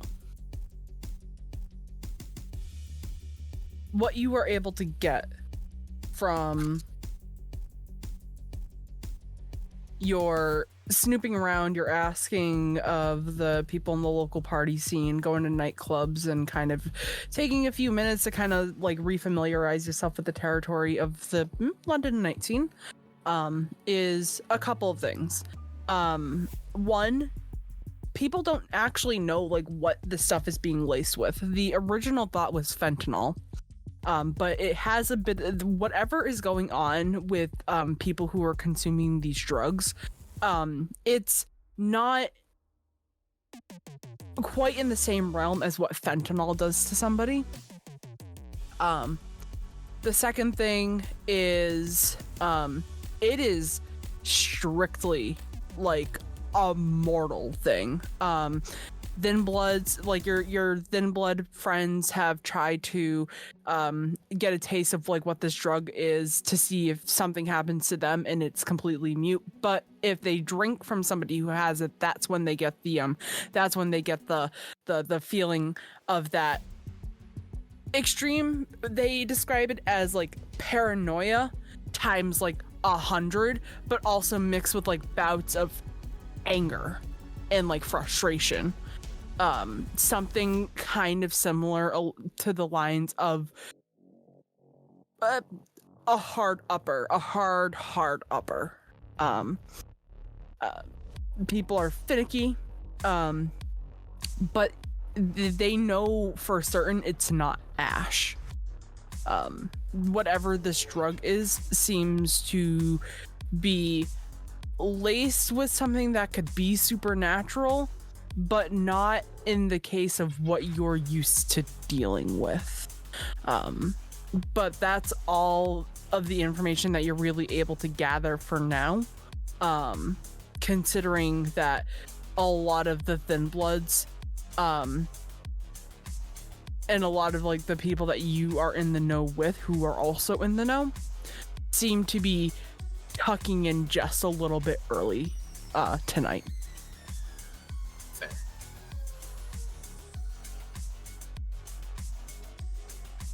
So now we're gonna go to Grandma's house. I'm gonna say that it's in the car. Alannah is going to slide the ring off and slip into her pocket. Okay. The three of you, Gabriel, Alex, and Alannah, arrive at this beautifully decorated little old styled home. There's a couple of chairs sitting out in the front on a small porch. Little vines wrap around the railing to get up the stairs, and the railing's covered with different types of like purple and blue flowers. It's nicely decorated. There's a couple of nettle bushes, but it looks like they're in the process of being removed, because nettles hurt like kind of like a bitch. Only kind of, though. Only kind of, yeah. The house is a soft pastel pink, with white shutters, and it kind of looks like something like out of a fairy tale. Alex, you are the first one up to the door. I assume. Yep. Just pulling out my key to the place. You unlock the door and step in, and your grandmother is sitting on a chair, doing a little bit of knitting. She is a very short woman with long, with hair. Her silver hair is up in curlers. She's got a pair of very thin wired frames that she wears, and she's in a pink fuzzy robe and a long night dress with a cute pair of pink slippers to match. The moment that the door opens, her head pops open and her eyes widen with delight. Oh, Alexander, you came home. I'm very glad to hear that. See that. See? Here.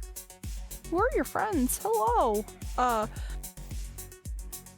Hello. Welcome. Please come in. Good evening, ma'am. Guys, this is my grandma. This is Gabriel and Alannah, and he's going to go and just give his grandmother a very gentle hug and a kiss to the top of her head, since he is a good head and a half taller than she is at this point. Mm-hmm. She stands up and makes her way to, she gives you a nice big hug, but then makes her way to the two of you, Gabriel and Alannah, and she just frames and squints her eyes ever so slightly. Are you two hungry at all? I've got little snacks and drinks, and it's getting kind of late. I wasn't expecting company, or else I would have prepped something a little bit more for. No, that's fine. I just ate. I'm completely fine, ma'am. I could, grab something small. Looking at Alexander, out of the corner of my eyes, being like, yes? He's just very quickly, yes. Okay. And I'll fridge for leftovers, don't worry about me. Okay, good. Look at you, you're all skin and bones, boy. Oh, damn it. Skin and bone. You don't eat enough. You need to eat more. You're a growing, strapping young man. Is right. Alannah, you said, right? Yeah. Yeah, he's a growing boy. He's single too. Grandma, yeah. That looks like that just hit hard somewhere around his heart. Heart adjacent. Alannah puts on a smile and says, I mean, we work together, Okay, I understand. I understand. And what about you? Are you some sort of doctor? Yes, ma'am. Dr. Gabriel Monroe, at your service. Oh, I can tell by your little lab coat. Oh, that's so nice that my strapping young grandson's friends with the doctor.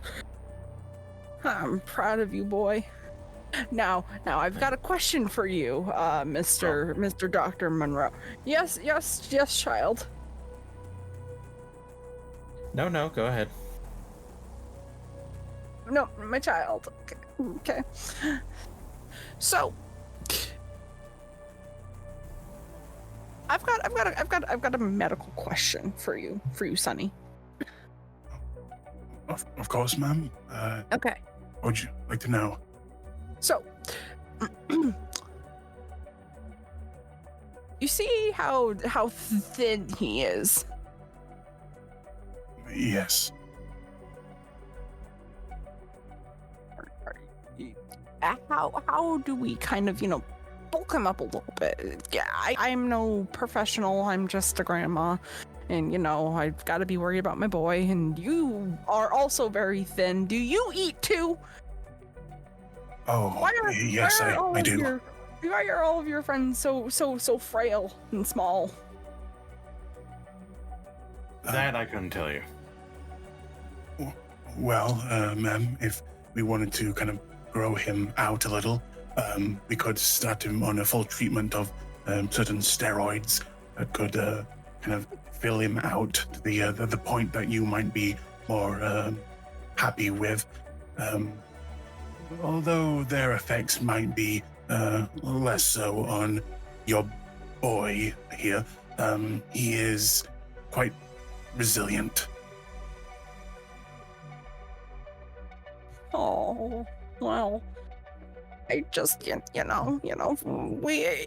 I'm glad to know that my grandson is surrounding himself around good people. But my, oh my, miss, you've got a lot of tattoos. Yeah, I'm an artist. Oh, I understand. I understand. I see. I really like that one. That tattoo right there.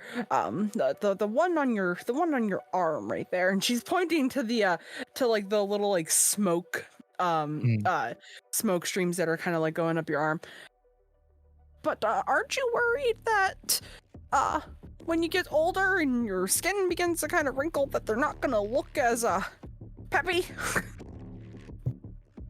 I think that's a decision that I will. Something I will tackle when I get to that point. For now, I really like them.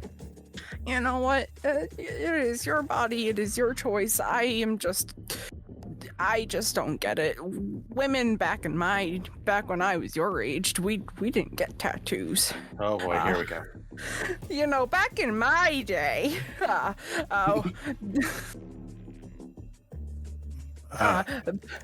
when my husband was off serving in the military, I used to go and help out on the steam engines.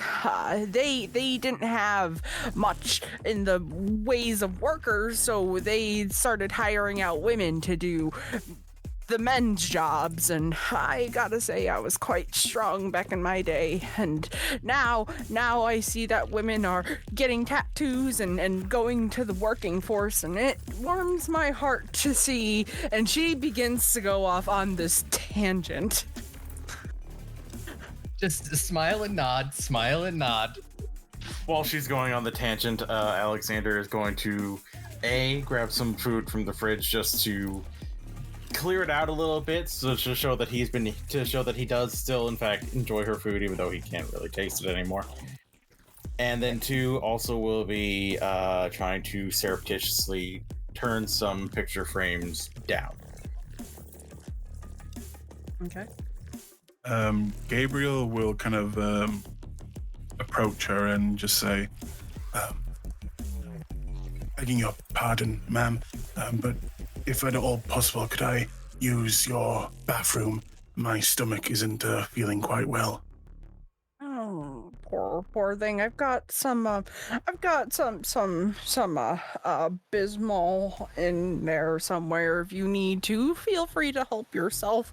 Let me grab my cane, and I will assist you in here. And she reaches behind her and she grabs this cute like little cane that's like carved and beautifully decorated, and she leads you slowly to the bathroom. Again, leaving Alexander and Alannah to themselves. Alexander's busy heating up food after having put a few of the picture frames face down. Oh, well, go into the kitchen and sort of just like lean against the counter. I don't know. Cute place you have here. Yeah, if you can't tell, she picked it out. Yeah.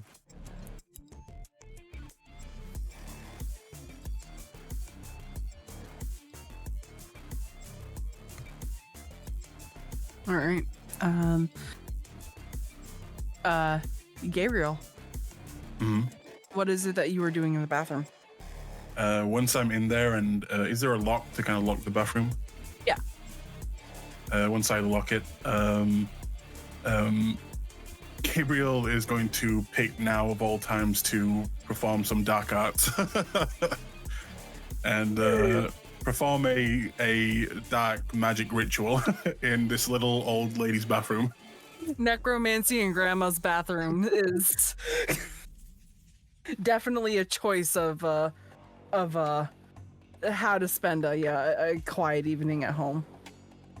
He does not get social cues. But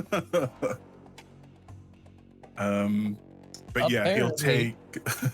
take like 10 minutes just preparing this ceremony and mixing all the ingredients together, and yeah, that's what he's going to be doing. Okay. You piece of shit. Yes, I am. All right. So let's do make me the rolls that are necessary to get that off the ground. Okay. Start with a rouse. Please don't go up. Okay, I'm fine.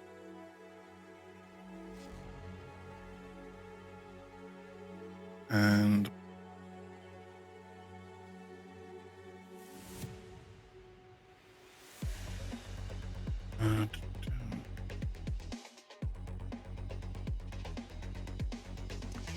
can I rouse again to kind of buff the dice pool? Oh, of course. Test your hunger. Damn. Shocker.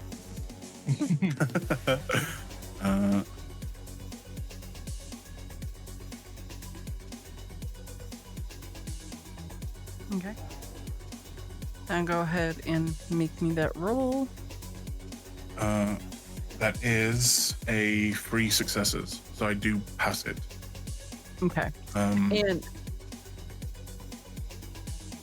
you are trying to see how that individual that you stole the ingredient from died? yes, how that they already? died. And with 3 successes, I get a clear image, sound, and a couple of minutes, your choice as the ST, but it is a few minutes preceding the person's death. Okay. So in this pink bathroom, you begin to perform this ritual. You take the ingredient and pop it into your mouth and allow the vision of it's nighttime. Whoever this person is rushing home from work, looking down at his watch, kind of trying to make it home. And as he's turning a corner, somebody hops out of the shadows. A man with long brown hair and brown eyes takes this gentleman by the hand and pulls him close. There's 2 punches to the gut, and you can hear an audible cry out, "What the fuck?" As you begin to hear the sound of whining. The eyes close and open. And they close and open as if he's trying to kind of get over that pain. And the third time he opens his eyes, you see long fangs and a hand wrap around his throat. A quick bite to the shoulder, and a quick pull away. As he stumbles back, the man with the long hair goes after him again. This time, ripping into his skin and digging his fingers in and tearing them apart.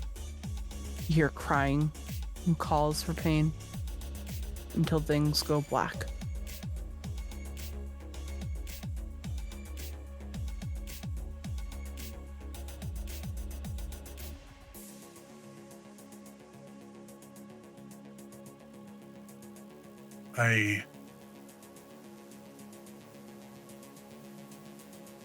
My eyes kind of reset as their normal state as I sing this, and Gabriel, this being the kind of first time he's really performed a ceremony like this and it's worked, is just going to smile heavily. And it isn't just a friendly smile, it's kind of a creepy, ominous smile. And he'll just begin to chuckle to himself for a good few minutes.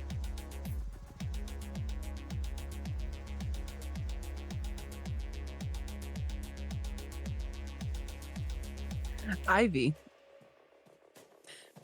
after a night of investigating, you make your way to Grandma's house too. Couple knocks on the door, and Alannah and Alexander hear this knock on the door, and Grandma stands from her chair, which she was back to knitting, and opens the door. And again, you see this woman with the thin wire frames and the curlers in her hair and the bathrobe, obviously was getting ready to settle in for the evening. Can I help you, ma'am? I'm a friend of Alexander. I ran a bit late. I had to take care of some business stuff, but do you want a snack as well? Absolutely. Okay. She lets you in, and you see that she is now just staring at your blue hair. Oh, blue hair and the tattoos and the piercings and all the other fun stuff. You ladies are bold. I love it. She makes her way to the kitchen and comes back out with a small plate for you as well. She'll take the plate and start eating.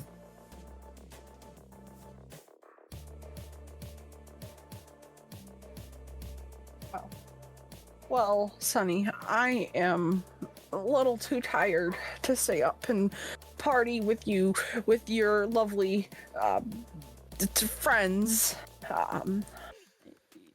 The basement is all yours if your friends need a place to crash for the evening. Just be mindful. Down there,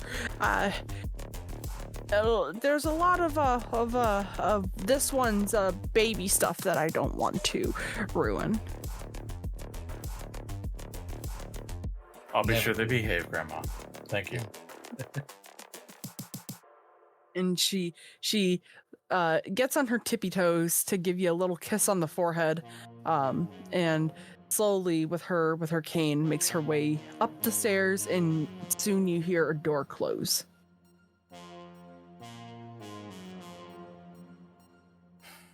Thank you for this, guys.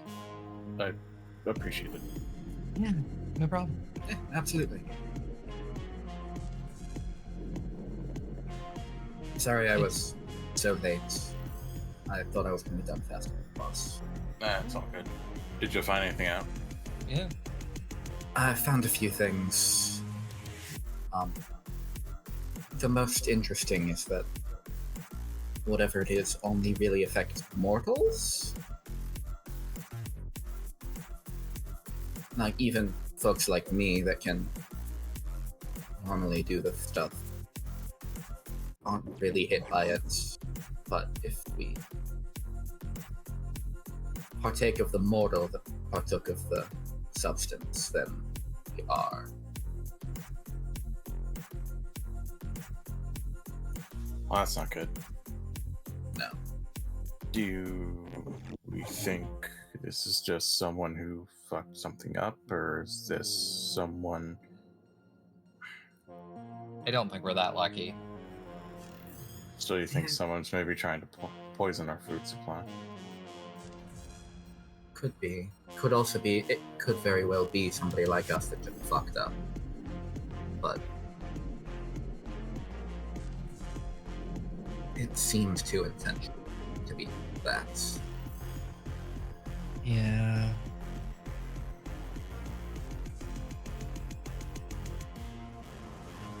It is now approaching that time where you all have to decide where you are going to crash for the morning. Do you want to stick together as a group, or do you want to split up and try to find your own accommodations?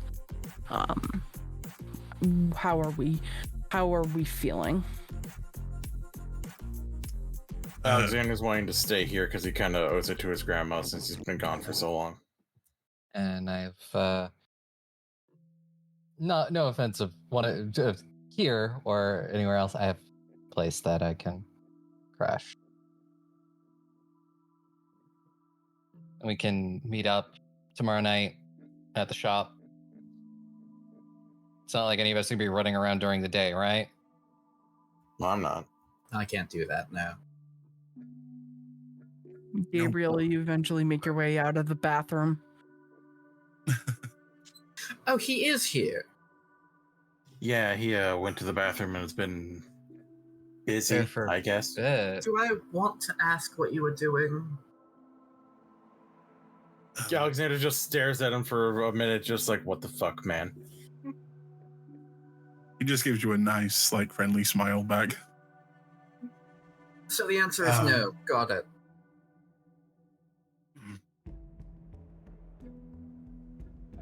Well, it's been a pleasure meeting you, ma'am. I can see where. She's gone. She's already Oh, she's gone? sleeping. Oh. Yeah. So in that case, that- Gabriel's just we're talking not- to a mirror. Yeah. What the fuck?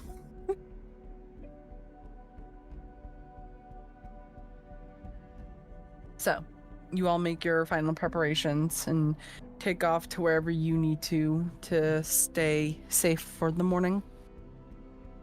And we are going to end there tonight for this evening.